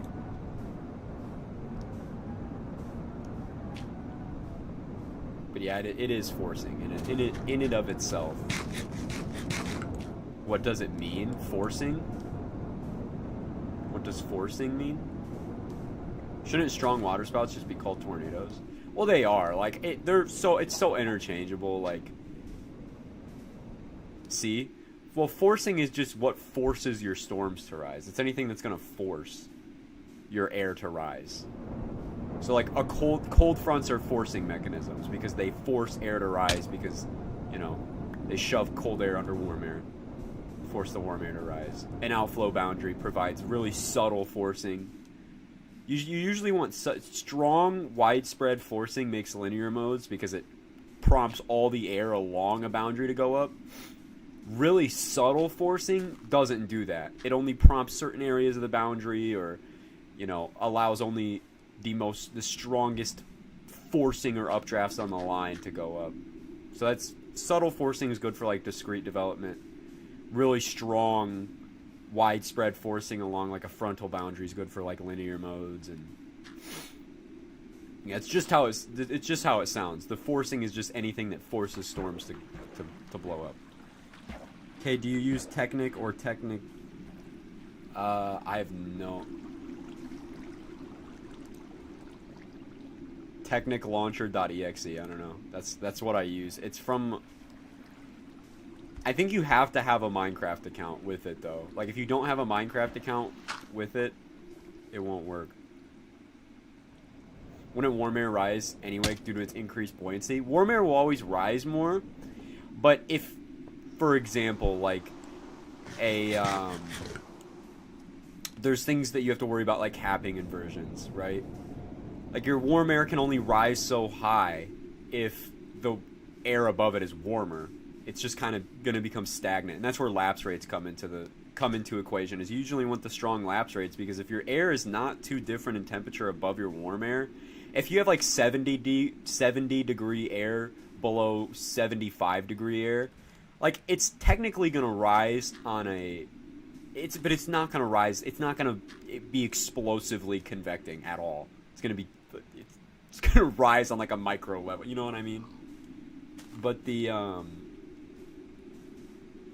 usually want very stark temperature differences, and you usually see that in soundings. I mean, we look at cloud tops that get into the negatives, and the surface temps that can be up in the 80s and 90s, right? So, but it'll rise by itself, but you need strong forcing that's going to punch it through any, like, capping inversions or anything to get it really going, because the warm air is going to rise. But if you don't have something that is launching it while it rises, it's kind of hard to get storms. It just kind of acts like a rocket booster, so it won't come into that many problems.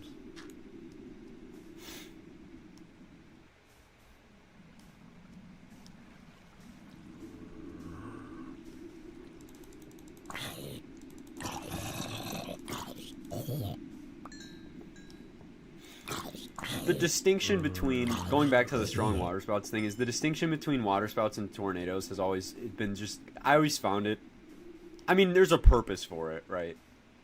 But it's always just so weird, because they can be perceived as not as dangerous, and it's true that they're not, but there's still types of tornadoes. Same thing with land spouts and you know, oh, they're not as dangerous. They're not, usually.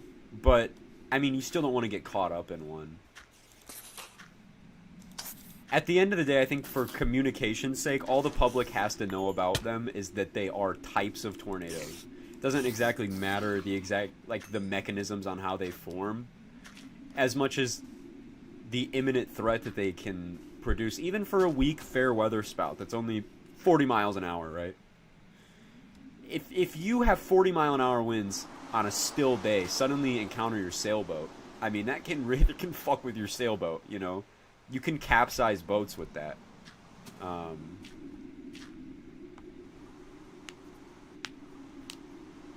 It is confusing to the general public. A lot of times, and that's when we kind of bring in that tornadic waterspout distinction, is when you have waterspouts that are coming from supercells, we kind of throw out the waterspout language and move on to tornadic waterspouts. I still think it's kind of goofy, but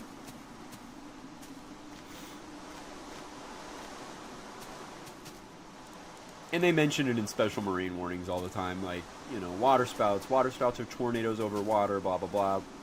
They can be weak, but they can still be dangerous, yada yada yada. I don't know the exact wording, but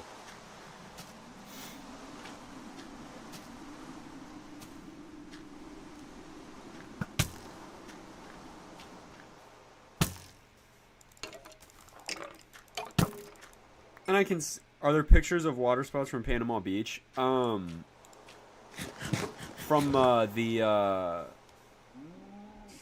the day we just had. I don't think so. Or no, we watched it on when we were doing coverage. We saw Reed intercept one, and we watched it come on beach. Where's it at? We watched it come on beach on live.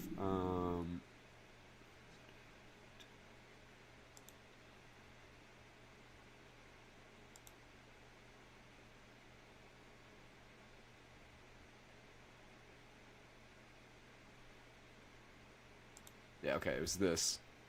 I hate shit like this. Oh my dude, it's so strong. Are you serious? Oh my. Okay, ignore the. But it was getting pretty ridiculous at one point because there was like 200 plus gate to gate on this thing as it approached the beach. Cycled a little bit, had to undergo a little bit of a merger, and then where does it go? Okay, here. It's not as easy to see, but I feel like there's lightning flashes where you can see. I felt like I was seeing subvorts go crazy. The velocity is just going berserk. It's hard because it's a. I don't know if I was tweaking, but in this direction, I felt like a vortex hole. What is going on? I felt like I was seeing subvorts in this general area as it came on beach here.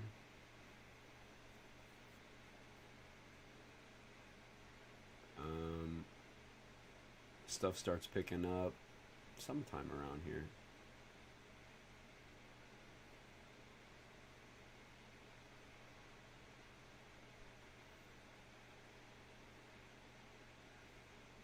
Yeah, the warning was not good on this. It really wasn't. It was warned just as it was about to come into the city. They could have warned it ahead of time by quite a bit. Which I thought they should have done once it was kind of obvious that there was a likely violent waterspout approaching. Yeah, this is where it was picking up a ton.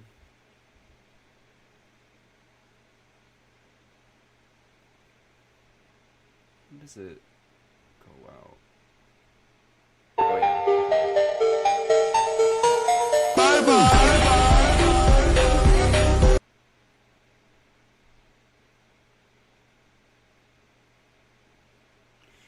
Kind of in the back, did it activate the keybind? Oh my good god. Like in the background, I felt like you could see, at the very least, really wrapping rain curtains. I know somebody got a one that was really good.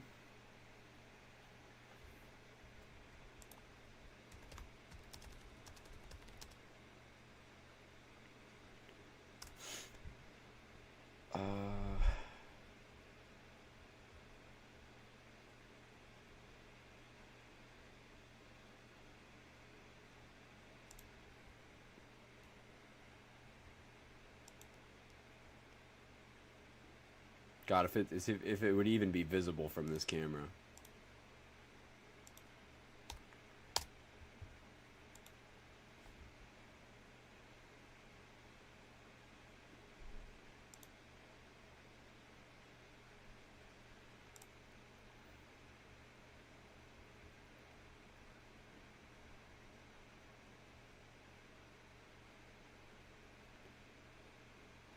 Huh.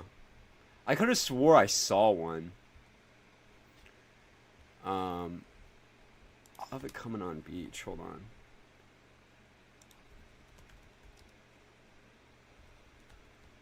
Oh, it's like a Panama waterspout. That'll probably... But we're getting such old videos. This isn't exactly helpful. Wasn't as helpful as I thought.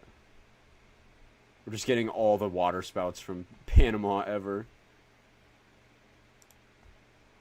Latest.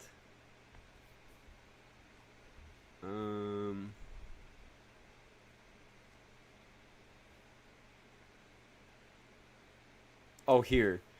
It's so faint. It's really faint, but there's a fairly large tornado kind of back in there.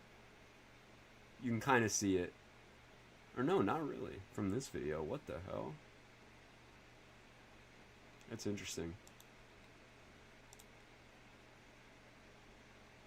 This is way better. Look at this one. This is the one I saw as well. This one I think you can see a lot more defined. This was just up the beach from us. Yeah, this one's actually a lot better in terms of...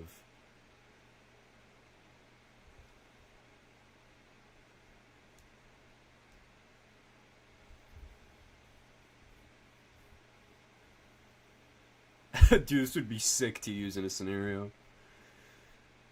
I can't believe that's what I think about, but crazy.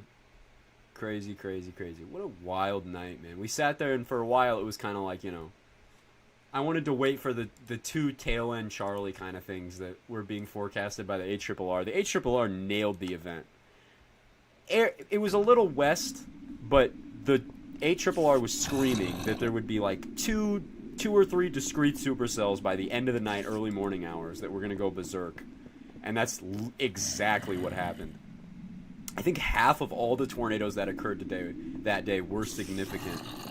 So that day absolutely verified.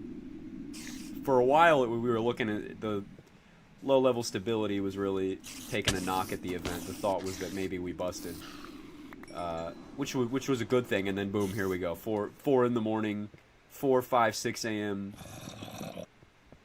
cyclic tours. Really interesting too. That first one it did something really, really weird. So,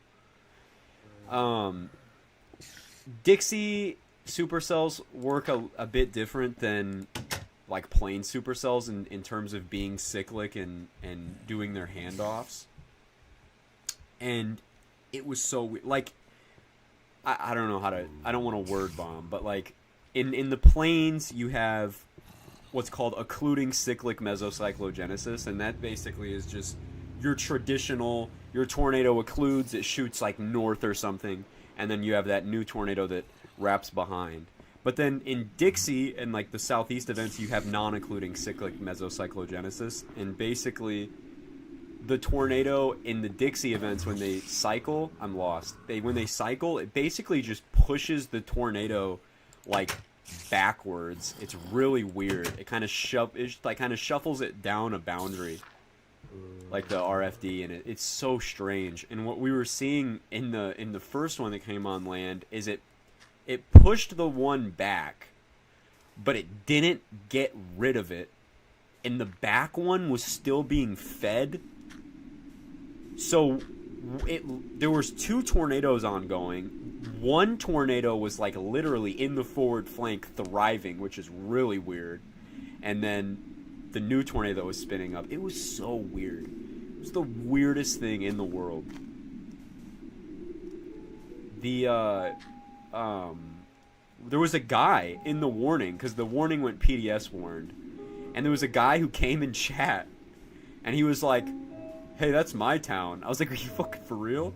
And he was like, "Yeah, I'm chilling. My house is like concrete. It's fine." And we're like, "Dude, you need to like get to shelter though. Like, you should at least get in your interior room, you know, like do what you can, because this thing is insane. Like, it's gonna keep pumping out." These things were super cyclic though. I didn't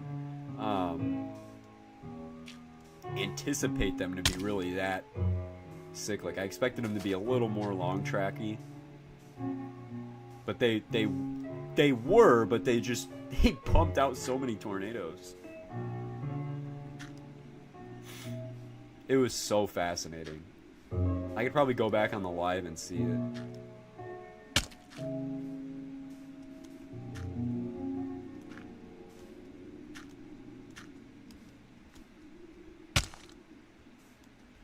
Hold on.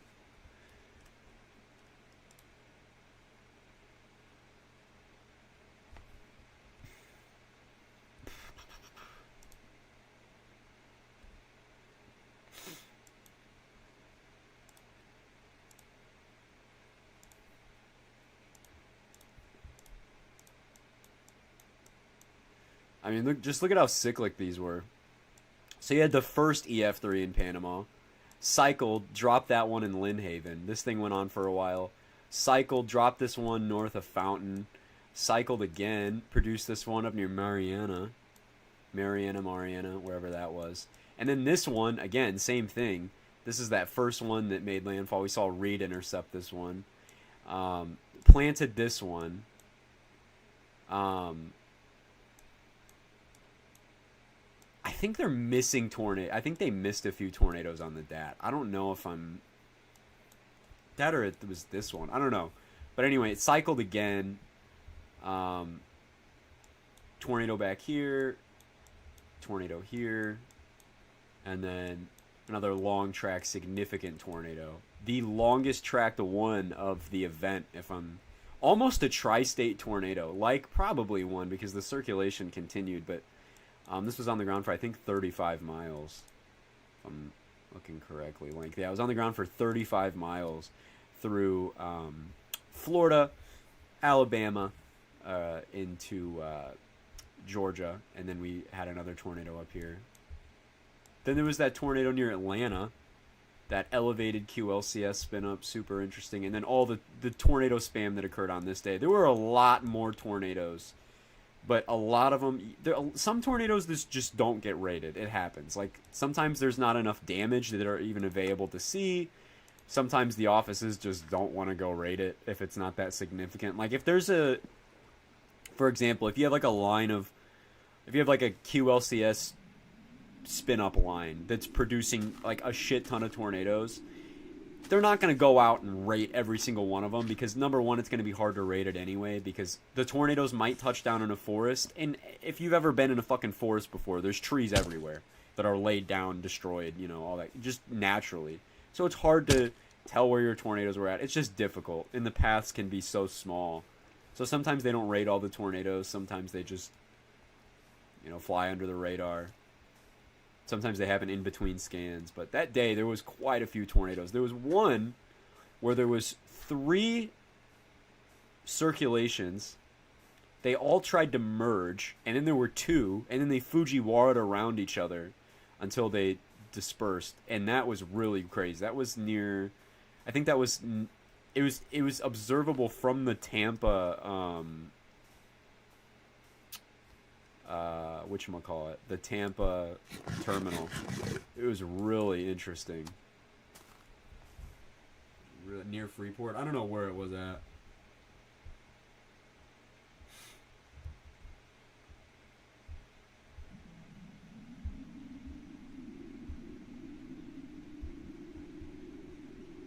Ooh, look at that spout. That's beautiful, man.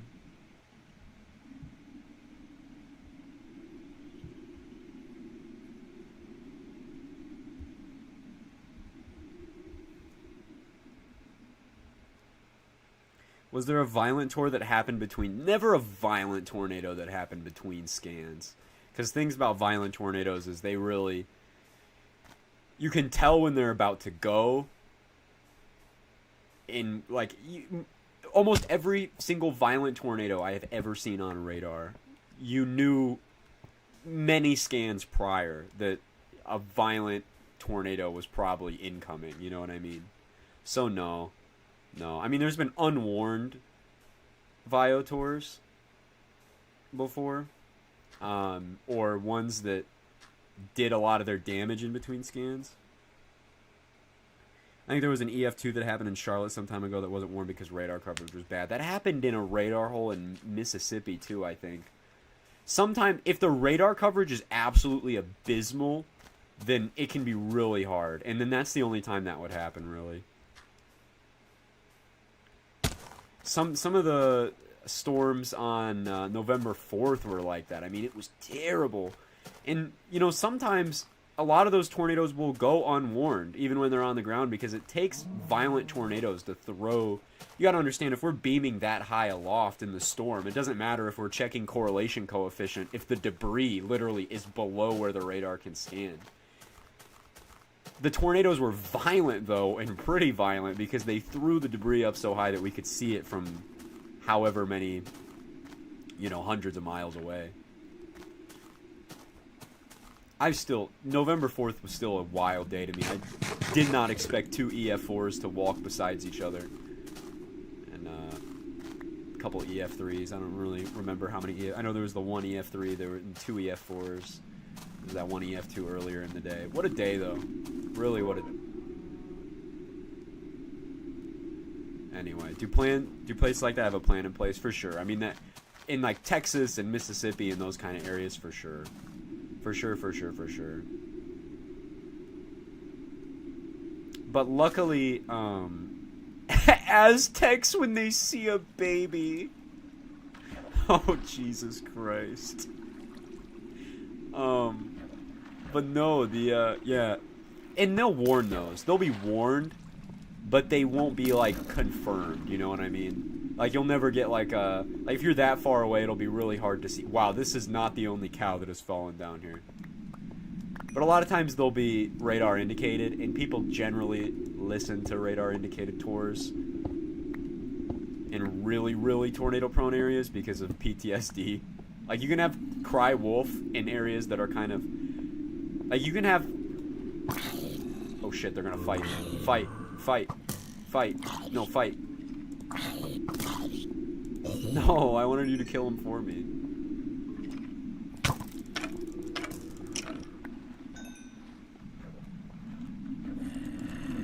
But, some areas you don't have to worry as much about with, like, I think, cry wolf, in my opinion, because, like, dude, if you warn Tuscaloosa with radar indicated tours, you bet that probably most people are going to take it seriously regardless.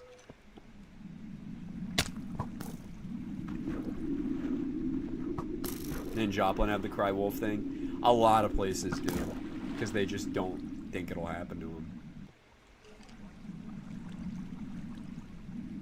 You know, and while researching, while writing, because I've written a paper on, a psychology paper on tornado warnings, how to make them more effective, that kind of thing, and weather communication to the public. And there's such a middle ground with it, because one of the things is,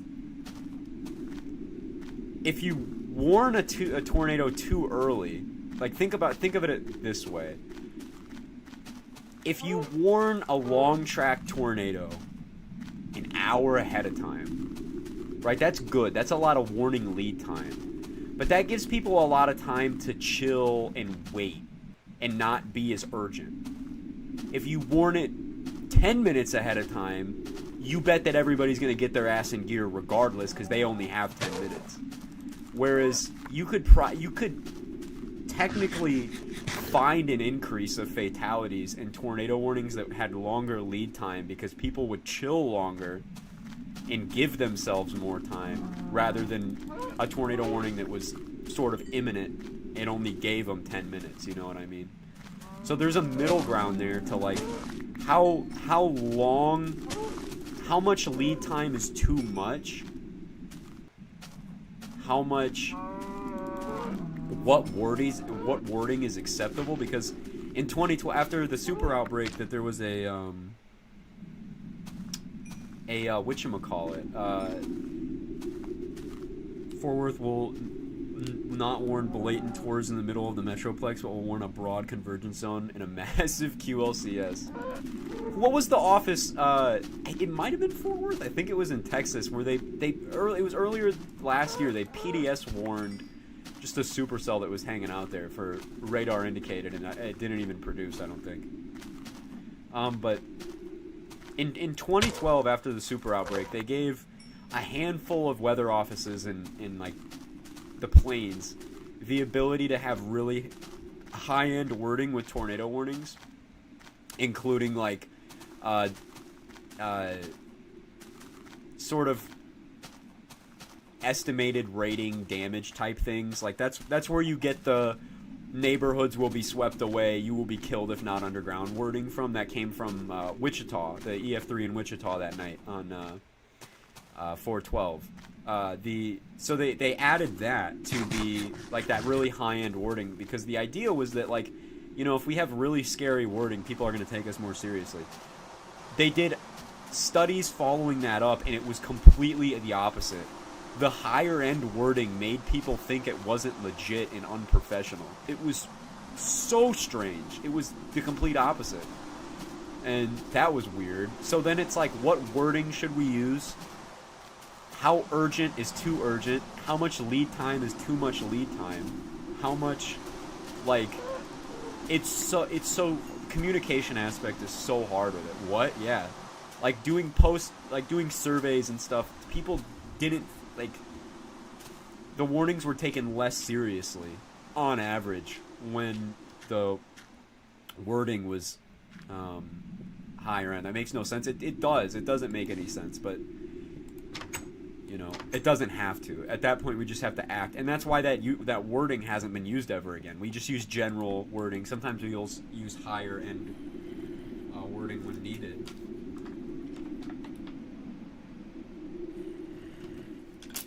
Another thing to think about is most people don't listen to wording. Most people don't sit there and like, oh, I wonder if this one's radar indicated or confirmed or a PDS or a tornado emergency. My mom doesn't know what any of those terms are. Likely nobody in your family does either. Like if you ask your grandma what's the difference between a PDS tornado warning and a tornado warning, she's going to have no fucking clue. She's never even heard of the word PDS before. You know what I mean? So in general, I think we were even overthinking it at that point because most people aren't, number one, listening to the warning text. They don't understand it. They don't give a shit about it. They just know that there's a tornado warning. Most people don't have weather radio, so they don't understand how it works. Most of the time, they're getting their information from broadcast meteorologists that are relaying the information. So they don't know shit. They don't care that it's a tornado emergency, a PDS, whatever, or if the warning is mobile homes will be destroyed versus your neighborhood will be, because they don't even know, because they're not sitting there like listening to the warning text being like, oh my gosh, that's I've never heard that one. Last time I heard that was from Wichita. Like, they don't. Yeah, most people are going to hear their warnings on the radio while driving, and they're going to tune everything else out. Once you hear that there's a tornado warning, usually for the average Joe, that's when your brain kicks in survival mode or adrenaline mode, and you don't really care what else is being said. You just know that there's a tornado warning and you got to stay safe. And tornado warnings don't happen frequently enough for specific areas, like for people to recognize the warning text, find patterns in it, and find out which ones are dangerous and which ones aren't. Even in the most tornado-prone areas that might get 15, 20 tornado warnings a year, it's still not daily to the point where they're able to recognize it, find the patterns. You know what I mean? There's a lot that goes on. We're thinking too deep about it. We have to dumb it down. Not because people are dumb, but that we're just thinking so many steps ahead and it's just so unnecessary. The communication is probably so much easier than we think it is, and it just takes simple, I don't know, man. Even the communication with the SPC isn't great. Like, if you go on the street and ask somebody what's higher, moderate or enhanced, everybody is going to tell you enhanced. But the SPC scale has it, backwards. Like, you know what I mean? Communication needs to be fixed in that term. And that's nothing on the SPC. It wasn't even supposed to be public in the first place. It wasn't meant to be a public forecasting thing, and it became one over time, but it just it's weird. It's weird. We got a lot of work to do, and we're doing great. We're doing great in general. We still have catastrophic tornado events. There are some tornadoes that are just unsurvivable, and those are unfortunate, but we're doing good in terms of weather awareness. People are taking things more seriously. We're learning a lot about communication every single year.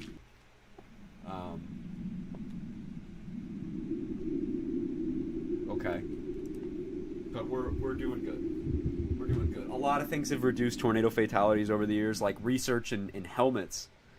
Helmets have been so helpful. Maybe start the wording with strong rotation, a tornado, large and extremely dangerous tornado will impact. Yeah, that's something, and I know they need to start doing that with tornado warnings, right? They just need to be so blunt, and I know they're phasing out the special weather statements for that. Instead of saying, like, special weather statement issued for blah, blah, blah, just a bunch of bullshit that people doesn't understand. If you just throw out the warning and it just tells you what's going on, it's going to tell you what's going on. Like, you don't have to sift through all the shit, man.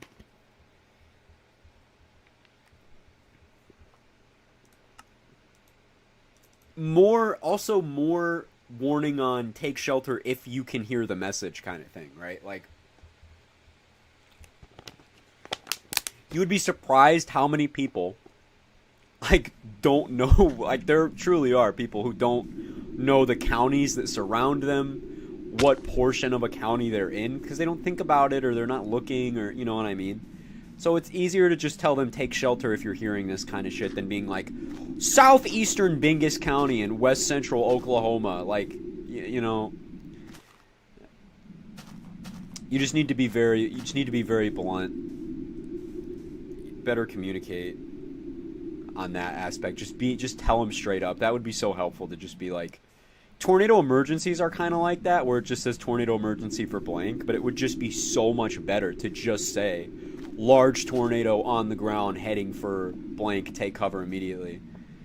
And and I know the real time, like when there's like really bad, like for example, El Reno and Piedmont, Moore, those kind of tornadoes, they had the real time alerts where people would just come on. They didn't issue them, they just literally got on the mic basically and were like, hey, take cover. If you hear this, take cover. Extremely dangerous tornado outbreak ongoing kind of thing.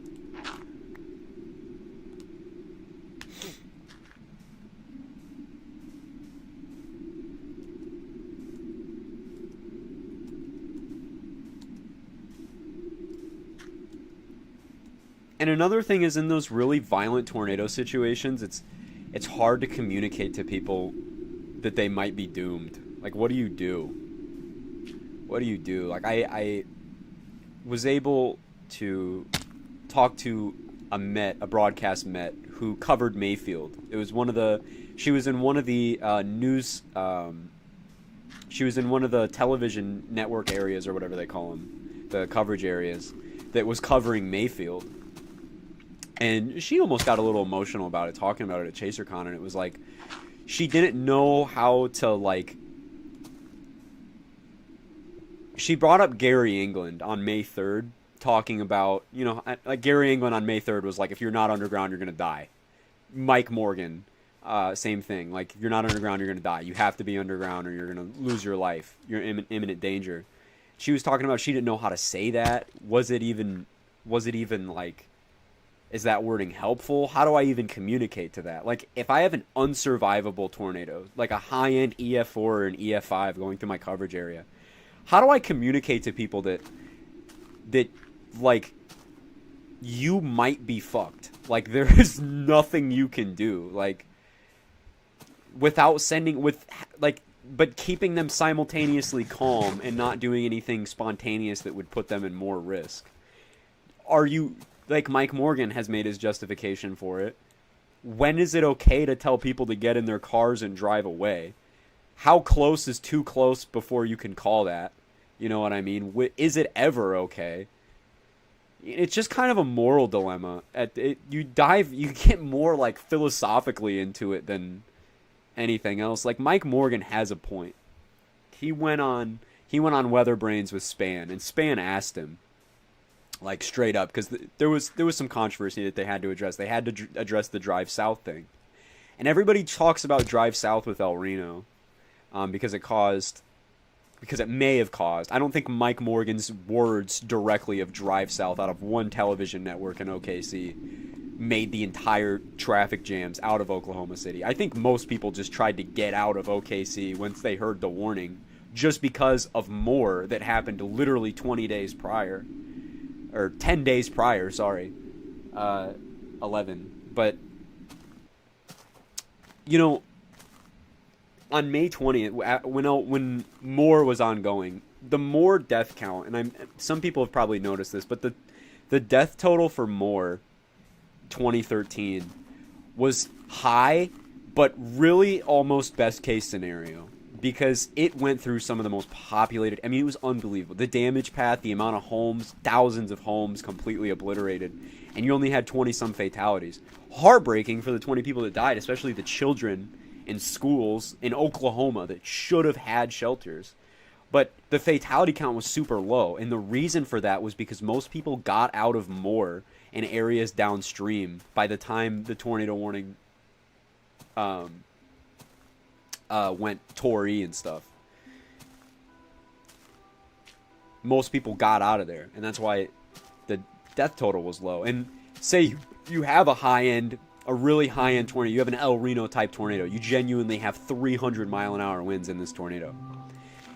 Do I tell somebody not to leave their house because if they drive, they could get caught in the tornado and killed, and tell them to stay home where their home will be swept away and they'll be killed? Like, what do you say? Like, no, you can't drive away from the tornado because you might run into the tornado, so stay in your interior room and you might have like a 5% chance of survival if this thing cores you. Or do you say, hey, you might run into the tornado while driving away, but your house will probably kill you quicker? Like, what the fuck do you say? What do you do? Like, so, I mean, and Mike Morgan really explained it well. He brought statistics to the table, and generally I thought it was kind of, I wouldn't say it was low, but I see your point. It wasn't low, but for that high end, we're talking about, Moore was not a low-end EF5 by any means. Moore was one of the strongest tornadoes in the last 20 years, okay, going through Moore. The contextuals were outrageous. 20 fatalities from that. Going through an area, I mean a mile-wide tornado. Raxpol had 270 or so winds on it. Like, going through those areas, going through Moore. Like, and not having hundreds of people dead. The initial estimates after Moore was that the casualty count was probably 100 or so, or higher, because similar population density and a tornado weaker with Joplin, with less warning and less preparedness, killed over 100 people. More people got out of the way with a stronger tornado in a similarly populated area, and you had like significantly less fatalities, obviously. I mean, what do you do? So, you know, he makes a good point of, like, it's not black and white. Like, you have to give all the options to people. Like, you have to let them know that the tornado is so strong that it's going to granulate their home. So, yeah, they can take shelter at home. But you also have to warn them about the dangers of driving away from the tornado. It's just such a fucked up, like, it's so hard to communicate all that.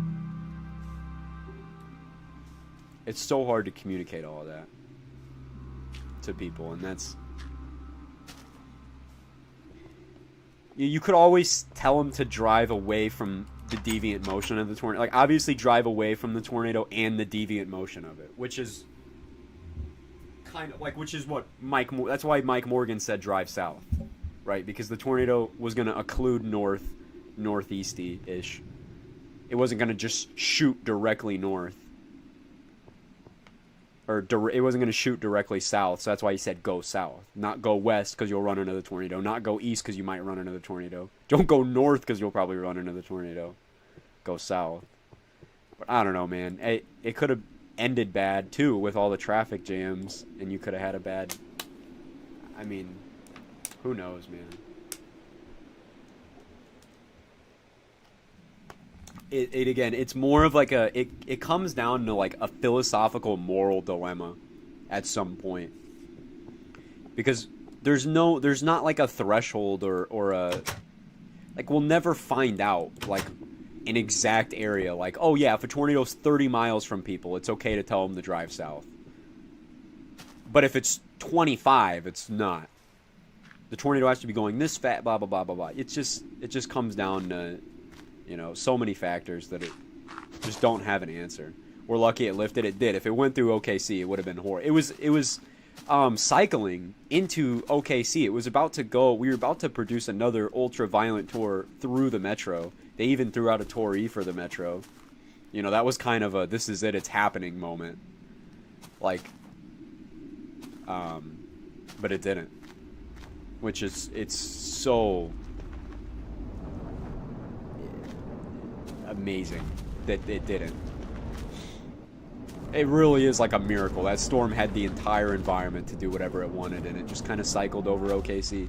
It planted like an EF1 or an EF0, but that's it, man. Like, it was gearing up to do really bad shit in downtown OKC.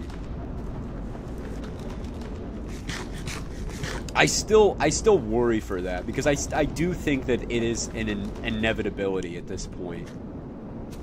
That I don't think 24 deaths is a miracle. No, that's not what I said. I said that it didn't. It's a miracle that it didn't plant another violent tour in OKC and El Reno.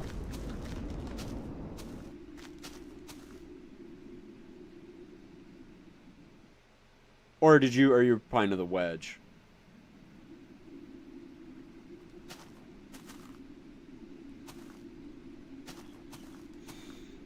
I think that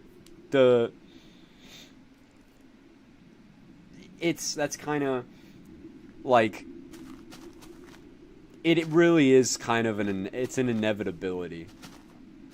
Like, yeah, it's not Birmingham got so cold. Some of those cities have kind of run up there.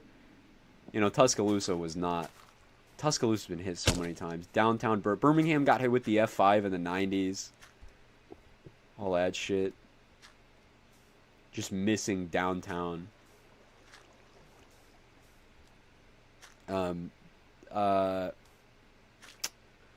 But like direct downtown metro Oklahoma City has really avoided worst case scenarios every single time. All the EF5s have been in the metro area, but they haven't been, you know, it's just way too many. Well, 24 deaths was bad. It was a bad total, but it went through thousands and thousands of homes, caused billions of dollars of infrastructural damage. 24 deaths was not the peak that event could have been. It could have been in the hundreds. It could have been so much worse. And it's not that it was good that 24 people died. It was good that more didn't.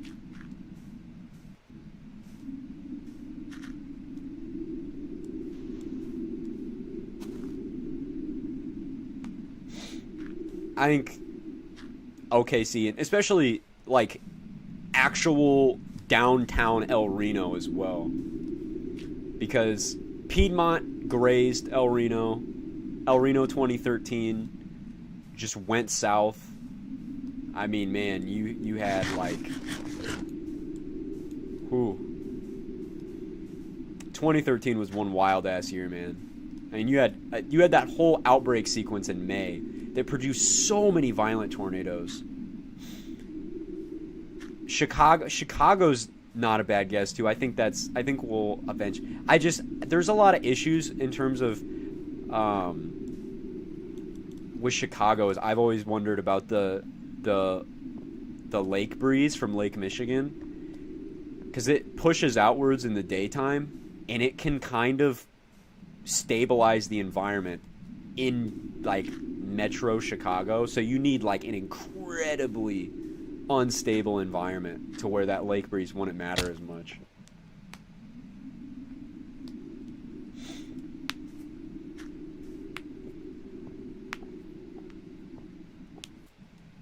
You know, I think a lot of places in Indiana, like Evansville, for example. I think downtown Chicago getting cored by an EF3 QLCS is 100% possible relatively soon. There was the, in 2021, that nocturnal EF3 that went through Chicago suburbs. That was crazy. Indianapolis, I think, I mean, there's been violent tornadoes in the metro.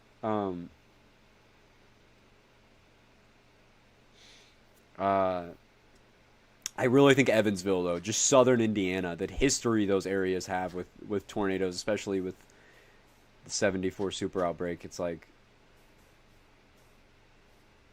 they've missed it so like, hold on. We'll just save and quit so it doesn't lag out while I go. I mean, we've been kind of due for violent tornadoes here in Indiana. We haven't had any Vio tours since 2012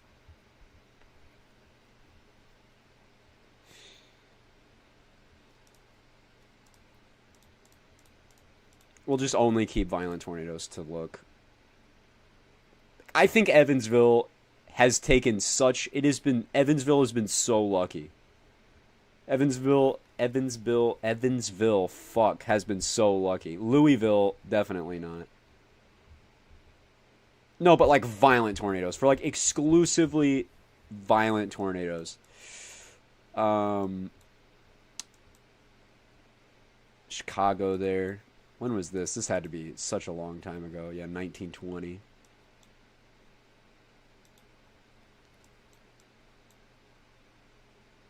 But OKC has genuinely been so lucky. Southern OKC has not at all. Literally not at all. A lot of people forget about the EF4 of 2010 and more. I mean, that was insane too. That thing was EF5 strength as well. We were just looking 200 feet aloft with the radar. It was because it was so close to the radar. 2010, yeah, there was an EF4 in 2010.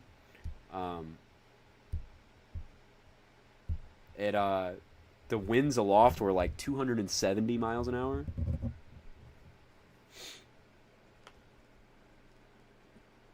I think it was right here. Yeah, May 10th, right here. May 10th, 2010. This EF4 was pretty insane too. Contextual damage was certainly EF5 as well.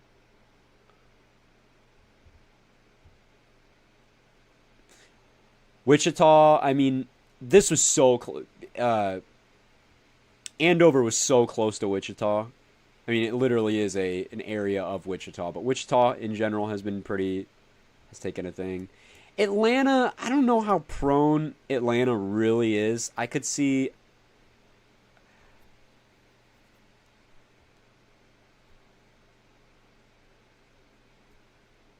Because sometimes there seems to be an area where you don't see a lot of Vio tours like that north, but I could say, yeah, like probably like... But Birmingham, Christ. Downtown Birmingham has literally been... But look at the topographic features right here. Like, I wonder if this plays into it as well. Like, most of the tornadoes kind of just cruise around here. Because there's... The topography is interesting around here. That you're inevitable. Yeah, I hope so, too. I don't want that to ever happen. I do think it is inevitable, though. I do think it is basically inevitable that does happen one day.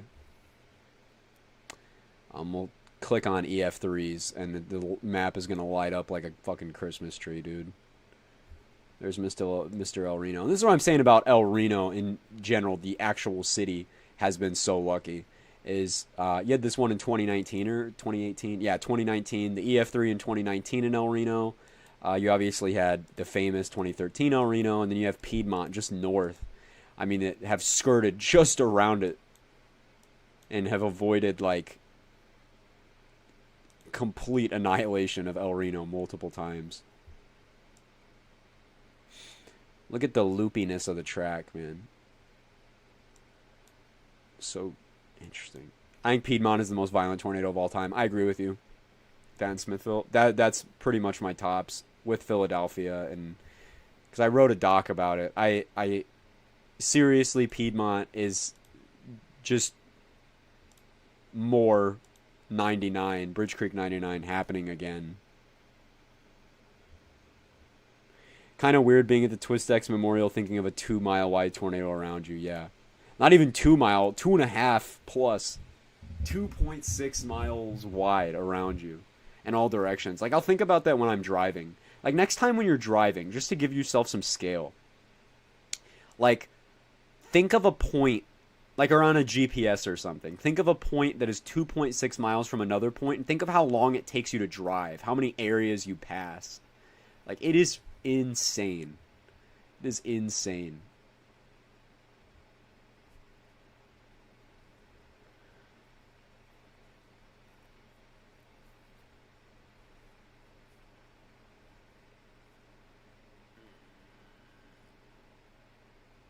So Central Park, yeah, the entirety of Central Park is a good thing for it. These, I need to update this list. I remember I was working on this, but my top most violent tornadoes of all time, Piedmont or Philadelphia is number 1. Smithville's number 2. And Piedmont's number 3.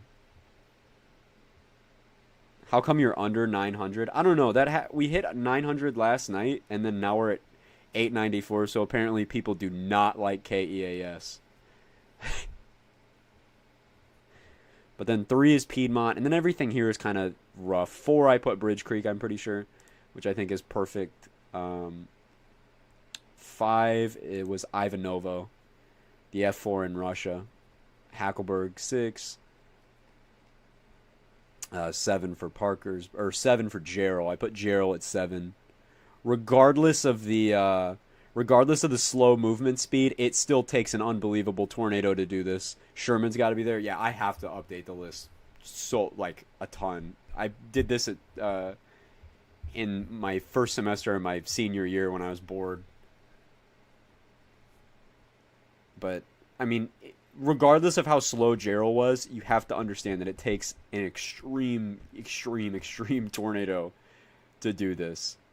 Regardless. Where Bakersfield, not on the list. A lot of them aren't on the list because I just haven't edited it. Parkersburg is number 9. And I haven't updated it from here. I was going to put more at number 10 just because of the contextuals, but I have a lot to add onto the list. I could maybe like post it up. I just like it'd be cool to post it and have people edit it and put on their own things, but I think it would get destroyed. Trousdale is pretty ridiculous.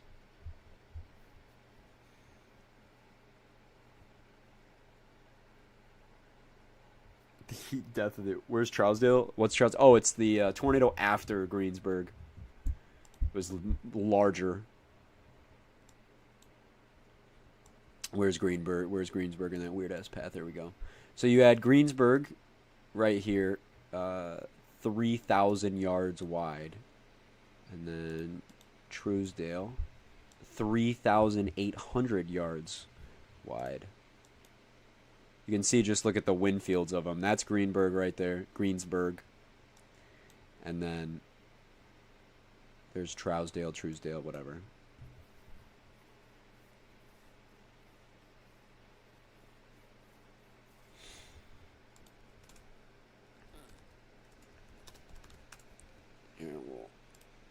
You can bring up a picture of it. The thing was ginormous.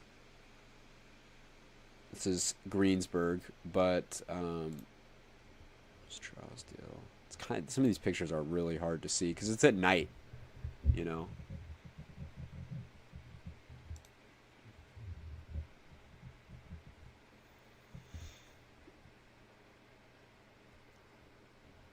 I mean, God, this thing was ginormous.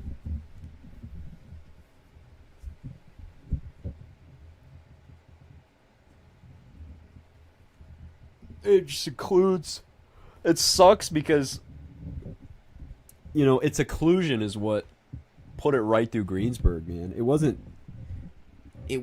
like going on its original path. It wasn't going to go through Greensburg. It was going to go real damn close, but it wasn't going to core it. And it literally cored it.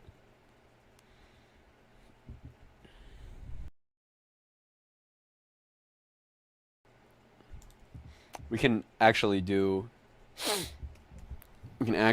our, you know, this would be so helpful back in the day to have looked at our deviant tornado motion vectors.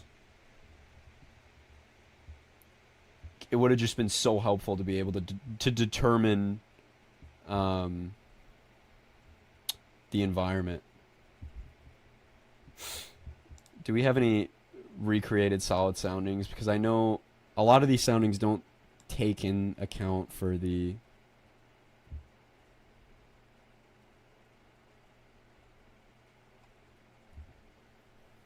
It's probably on Tornado Archive. I don't see why it wouldn't be.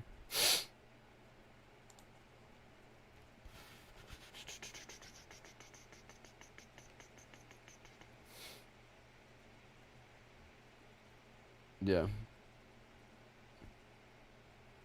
There's Greensburg. Was May 4th a high risk night? No, it was moderate.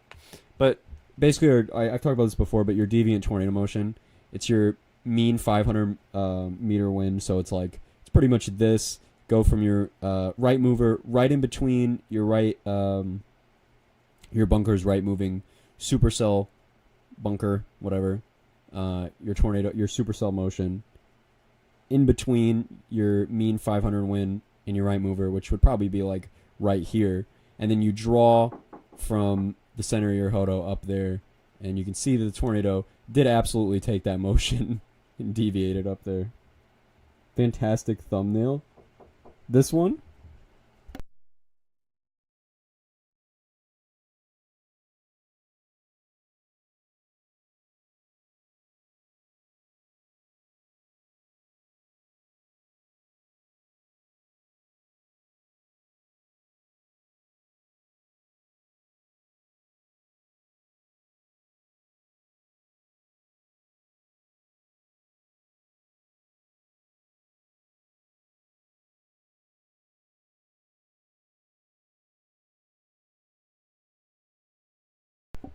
Alright, I'm back. I gotta ask for some fucking tweezers. Alright, I'm back. Oh. It's like I don't have any tweezers, bro. Like,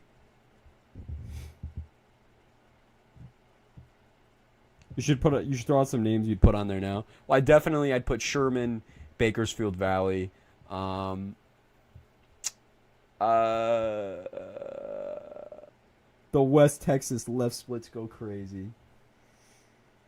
I'm gonna move to like Central Texas for like 20 years, and I guarantee I'll get cored by a Gerald type tornado. It'll be an enhanced risk day for baseball sized hail, 2%, and there's gonna be an F5. It's a boundary rider. I know it. I know it. It's gonna happen. Yeah, I've seen this list here from Extreme Planet, and I agree with it. It's pretty solid. Number 1 is Gerald, which I don't think Gerald was probably stronger than Smithville or something, right? But number 1's Gerald, number 2's Smithville, number 3's Philly, number 4 is Bridge Creek, number 5 is Bakersfield Valley. Which I think is a solid list. I think all of those are almost interchangeable.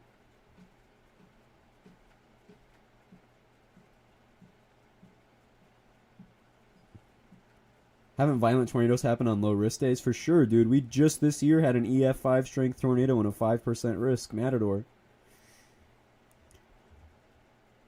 I mean, it was rated EF3, but in terms of contextual damage, it was no doubt EF4, and I haven't seen vehicle and contextual damage like that from an EF4. Last year, yeah, sorry, last year. Not this year, my bad. I keep forgetting that the years change. Matador again was a crazy... I love sodium lamps. Oh my god, it's just Dante.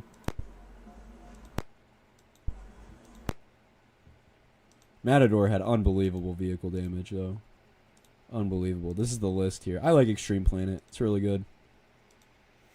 But yeah, the top 10 is Gerald, Smithville, Philadelphia, Bridge Creek, Bakersfield Valley, Hackleburg, Phil Campbell, El Reno, 2011, good pick, Smithfield, Alabama, Brandenburg, Kentucky, Andover, Parkersburg, Joplin over Moore, and Rainsville is interesting pick. But Bakersfield Valley is ridiculous.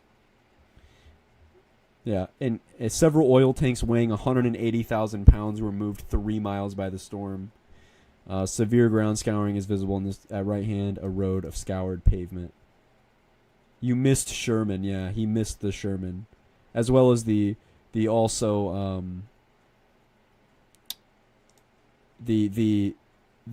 area of trees that was here, that was turned into nothing.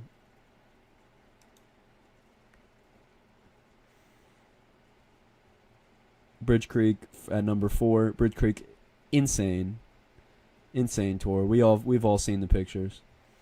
Philadelphia with the insane ground scouring. Let them cook, man. Scouring pavement from roads. And again, this is as it was weak. Like, well, not weak, but it was not as strong. This was after the ground scouring, and it was already doing EF3, EF4 damage to structures. Smithville cooking. The absolute cooker that was... Okay. But look at that tree damage, man. I mean, really. I can't think of very many tornadoes that... Like, look at Smithville. Look what Smithville did to this forest, man.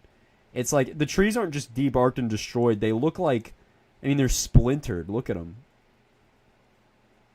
I mean, it's just kind of ridiculous. And that's the trench that it dug. As it planted, too. I mean, that's just bizarre. That's where the tornado went through. You can see that it just trenched all this. Slabbed this guy's house. This was, I know the foundation of this house was dislodged. And again, just insane to look at, like, this house being slabbed. And, like, you guys know when you cut grass and you get those lumps of dead cut grass, like, in the collector of it? That's kind of what you see. That's what it did to the vegetation. It basically mowed the grass here, if you know what I mean. Like, by the side of the foundation. You can see that it mowed it. Shaq leaving his toothpicks on the ground. I can't say there was probably some tornado with 300... Yeah. There's probably prehistoric tornadoes that were going crazy. Or not prehistoric, but you know what I mean. I mean, I wouldn't be surprised prehistoric tornadoes. With Pangea, there was probably a huge area where you could get tours. And then Gerald, number 1. Which I disagree with, but again, in terms of damage, in terms of pure damage, Gerald obviously takes the cake every single day. I mean, look at the, like, just before and after type shit of where you were according to, like, this was the core, this was just in the outer well, not the outer inner circulation, outer circulation. Like, imagine being here and then looking off into your neighbors where they used to be, and it's just this. I don't even know what I'm looking at. You know what I mean? I know the ground scouring in Gerald was 18 inches deep, about 1.5 feet. Still, think about that. Gerald was a higher end F5 tornado that sat on top of Double Creek for 5 minutes plus and could only scour 1.5 feet. Philadelphia was moving at 60, 70 miles an hour and dug 2-foot trenches in less than half a second. You know what I mean? So we can think that we can probably use deductive reasoning here to come to the conclusion that Philadelphia is probably over Gerald, without a doubt. Gerald did more widespread damage because it was bigger. It sat on top of something that was actually there, while Philadelphia just kind of hung out in some fields. But still crazy. Still so crazy. Again, I don't know why I have Instagram blocked. Or no, I think I do. This is just insane. Insane. Like, still there's, like, no ground scouring like this that has ever been observed, like, ever. I'm not going on that scary-ass link. Imagine being a native, watching a beast like El Reno. Yeah, dude, natives have tornado stories, I know that. I think that's where the dead man walking thing comes from. I think that's unconfirmed, though. Yeah, he has some pictures of the contextual damage from 2013 more. And it's insane, man. Like, it's ridiculous. This thing was so strong. Like, seriously, such a strong tornado. I mean, just look at this. Like, what did bro do to the forest? What did bro do to the forest? It's twigs. It's twigs and mud-splattered, debarked, like, things.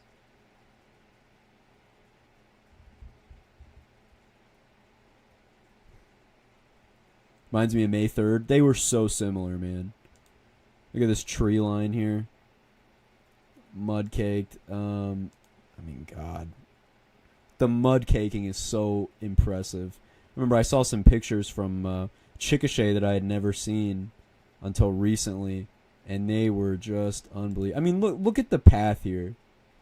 Like, it is ridiculous. The scouring, just this thing was a grinder, bro. And you can see the skyline back in over there from OKC.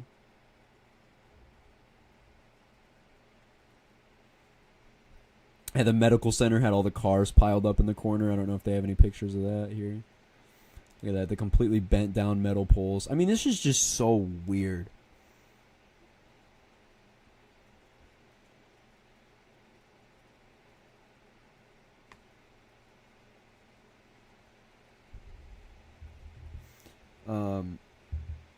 Yeah, Eben went to there's a house that was never rebuilt. It was slabbed.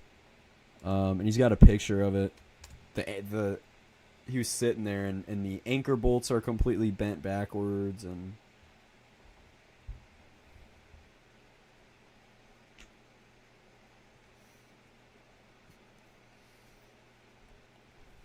I'll try to find. Okay, my BRB screen is on. I'll try to find the damage from Chickasha. But it's also pretty unbelievable. I think honestly, it's one of the strongest tornadoes to ever occur. Just like Piedmont that day, because the damage from it is insane. I gotta find it. It's somewhere deep in my bookmarks at this point.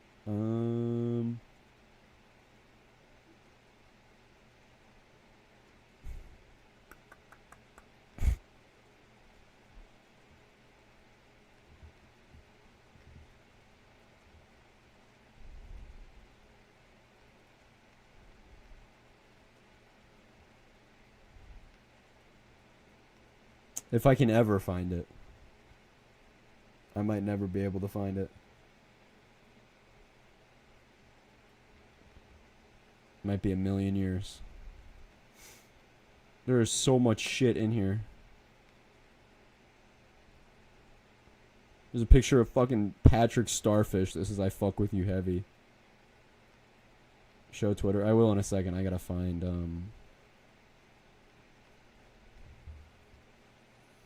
There we go.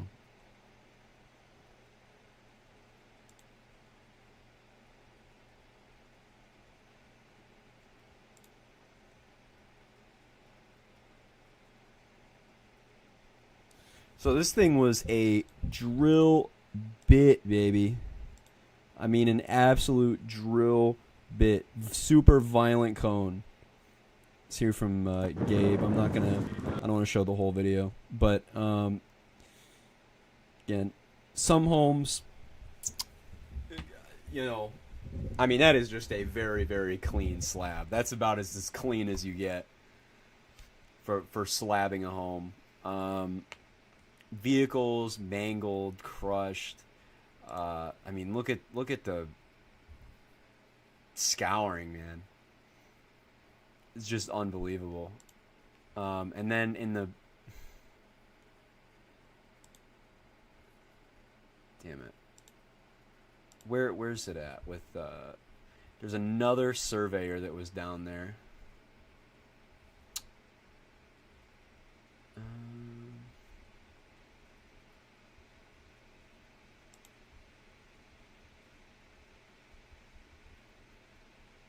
Where was it at? Where was it at? It's in the description, not the description,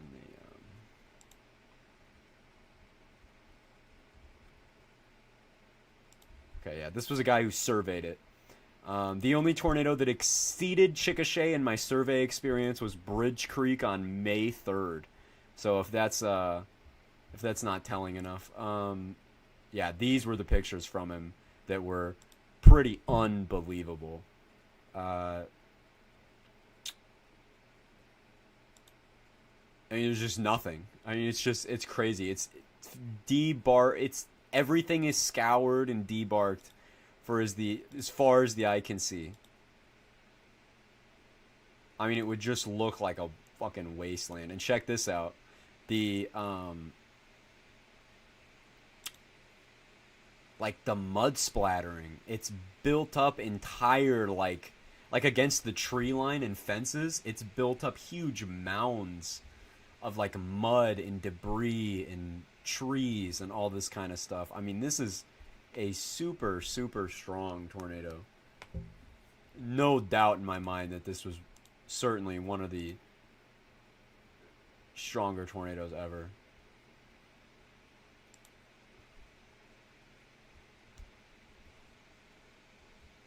And it was rated EF4 200 because one of the houses had nails. It was kind of weird.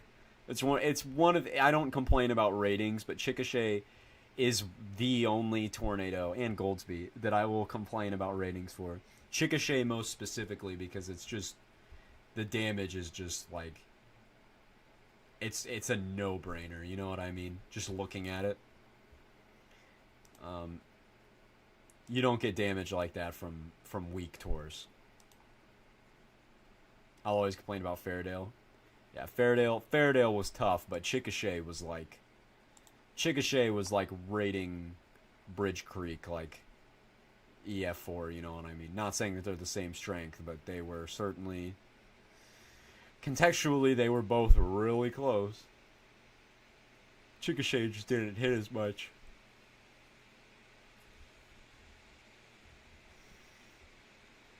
I think all the 200 EF4 ratings could easily be bumped up to EF5, no doubt. There won't be a single complaint. I mean, it was dead on.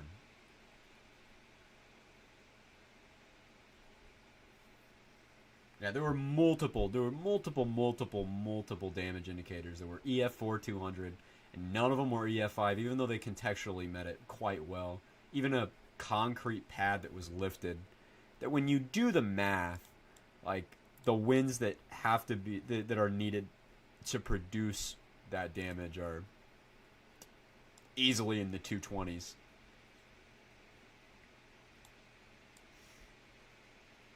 No doubt at all. So,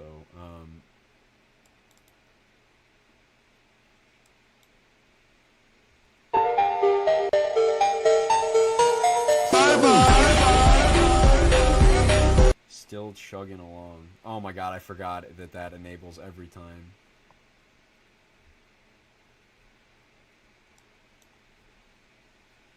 I'm gonna have to change that keybind because it literally, I can't even look at anything without it messing up.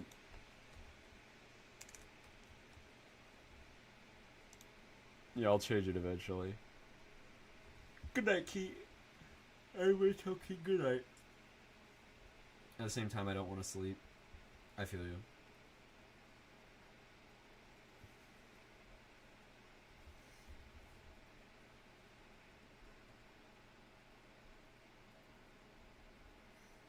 I have so much spaghetti in the freezer.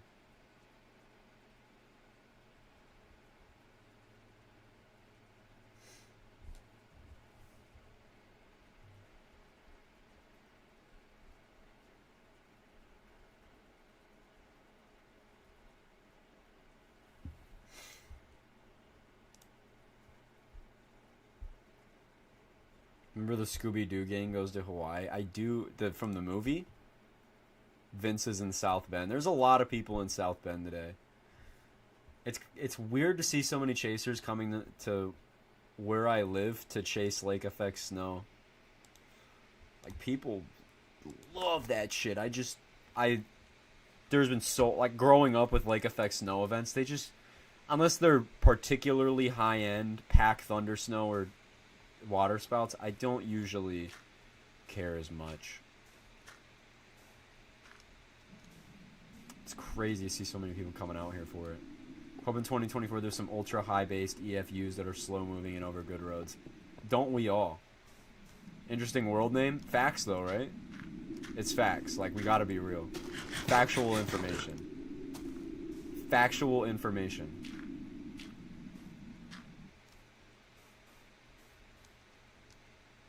It's what they call based. It's what the kids call based. Where's my house? Oh, it's this one. I'm kind of lost here.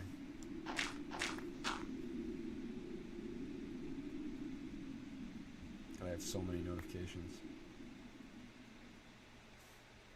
I saw your photo on Twitter. I've seen your stuff on Twitter. Your multiple.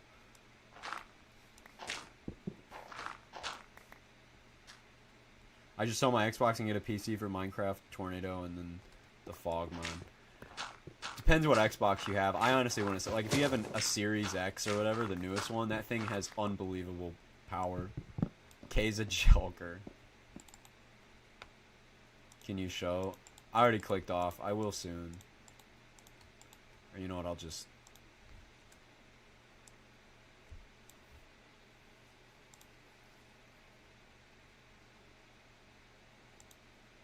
Yeah, these are Evan's photos. This was the he visited the Twist X Memorial, and then here is the slabbed house.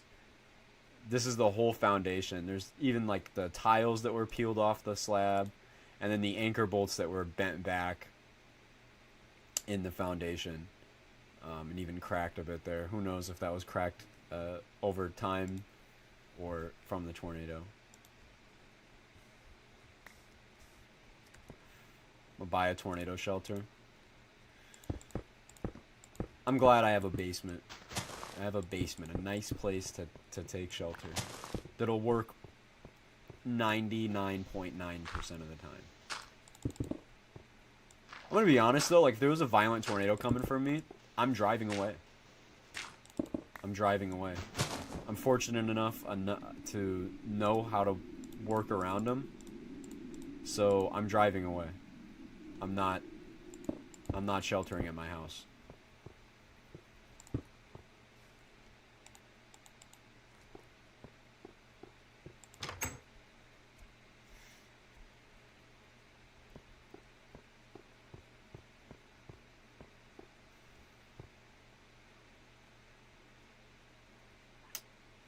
Thinking of how we do this.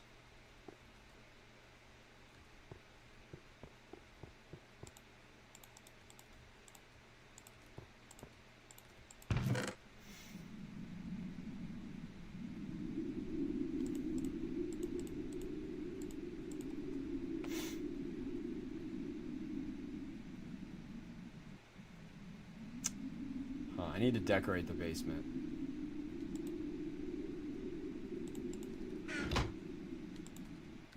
And I need to put my crafting table down.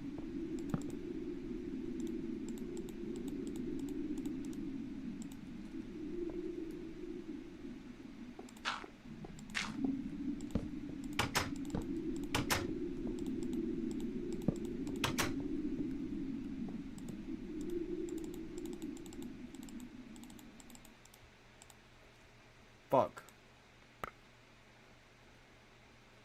Liberals, if the female orgasm exists, how come I've never seen one?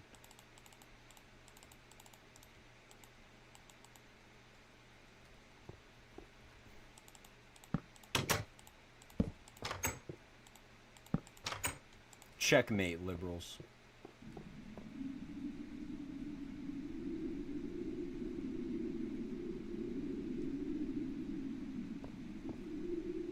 This won't grow, will it? That's just gonna look ugly because it's not gonna grow. Okay, Ben Shapiro. That was so crazy. He made a whole thing talking about, my wife is a doctor. She doesn't get wet. That was so insane. Can't believe you just openly admitted that on television. Or on your liberal show or whatever. Your conservative super show.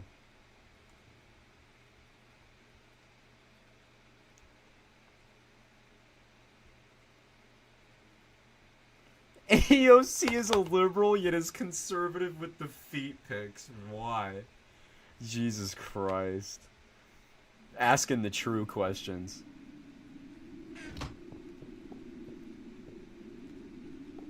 Asking the real questions right there.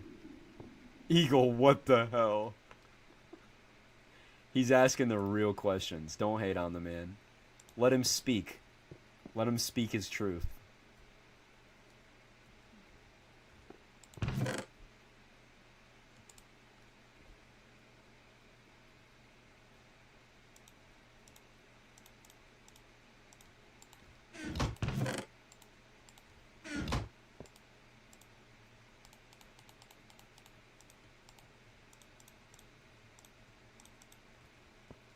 The Rot.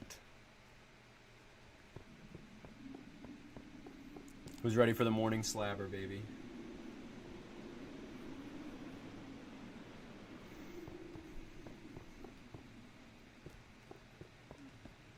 I'm gonna go get some water before the morning slabber.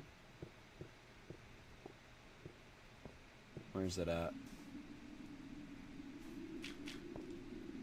Chat, I don't see the morning slabber. I think we might have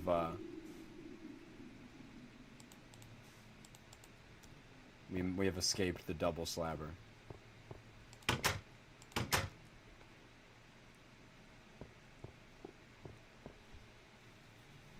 I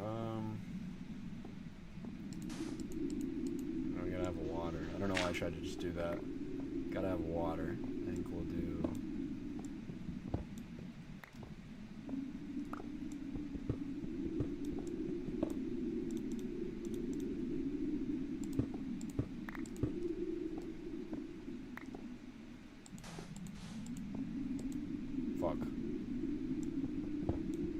No, normalized rotation. I have brain and rot.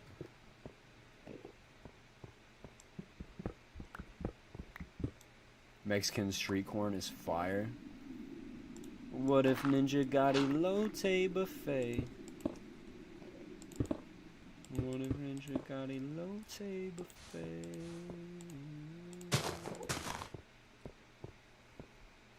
Okay, have you jail-proofed your shelter yet? It's jail-proofed. It's meters underground. We don't gotta worry about it. We're about 1, 2, 3, 4, 5, 6 meters underground.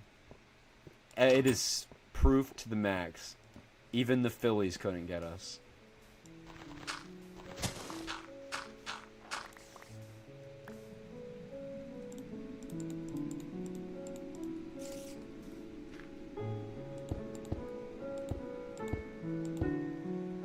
About Loyal Valley proofed? It's even Loyal Valley proofed.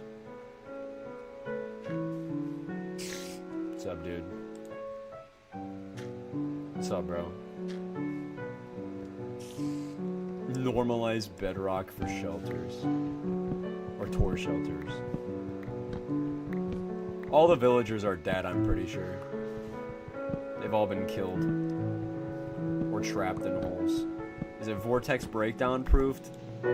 See, now that I can't exactly guarantee, but boom, boom, boom, boom, boom, boom, boom.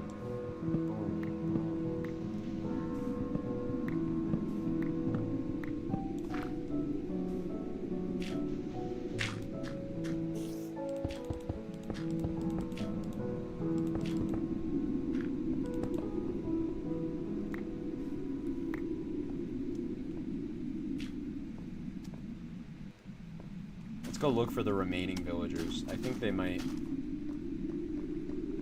must be hiding somewhere. Oh, there they are. There's some. Oh, it hit this house pretty bad. There's that one. Or if there's a radioactive earthquake Parkersburg tornado. Imagine if a tornado just broke down on your house. Dude, I'd quit. How deep is the ground scouring? Too deep. Too deep. And it leads into another path, like right back here. That is wider and deeper. That's what she said.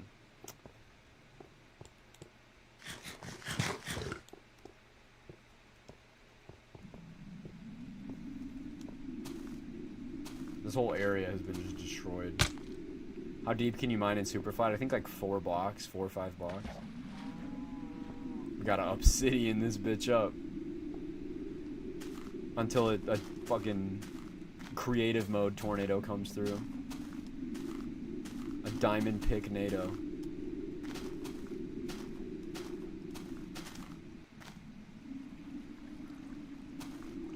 Fuck you in particular.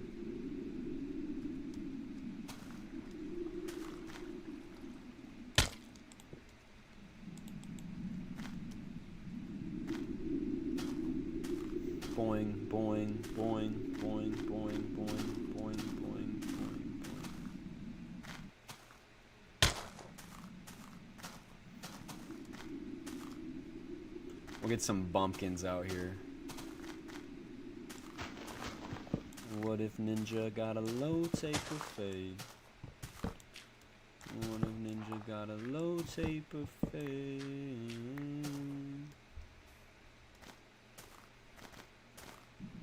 Yeah, it'd be cool if Minecraft Xbox had like mod support like that. I'm going to use a particle accelerator to manually bend the anchor bolts. I'm gonna make it an EF5. I've said that before. What if you had a tornado that was like just high-end EF4? Someone came, manually scoured the ground around their house, debarked all the trees, and added anchor bolts that weren't there originally. Like, how would they know?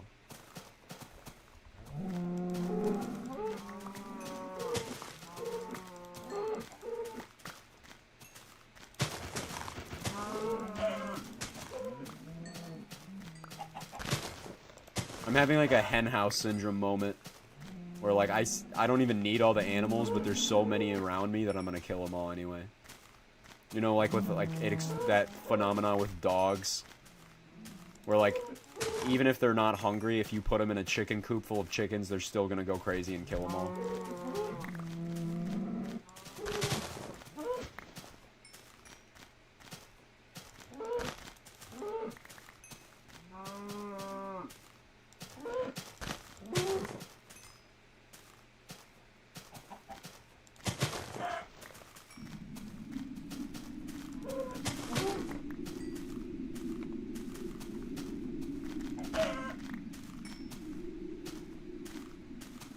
Gumball's wild for a kid's show.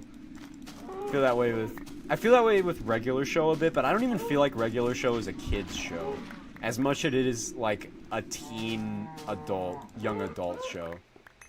Like, I think it can appeal for kids, but there's just so many adult themes in regular show. Like, they're getting drunk all the time. Benson is a borderline alcoholic. He's always going to the wings place, getting gone.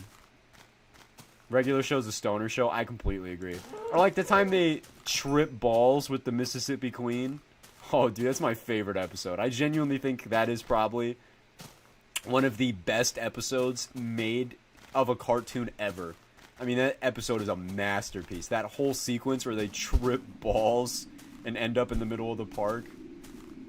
I mean, that is amazing. Regular show is perfect, man. Have you guys seen Close Enough?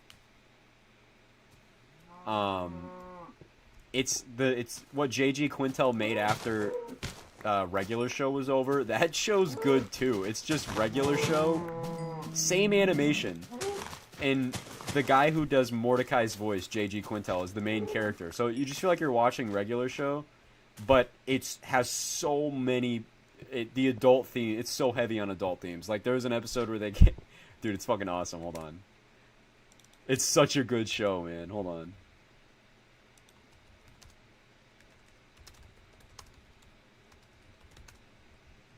I love this shit.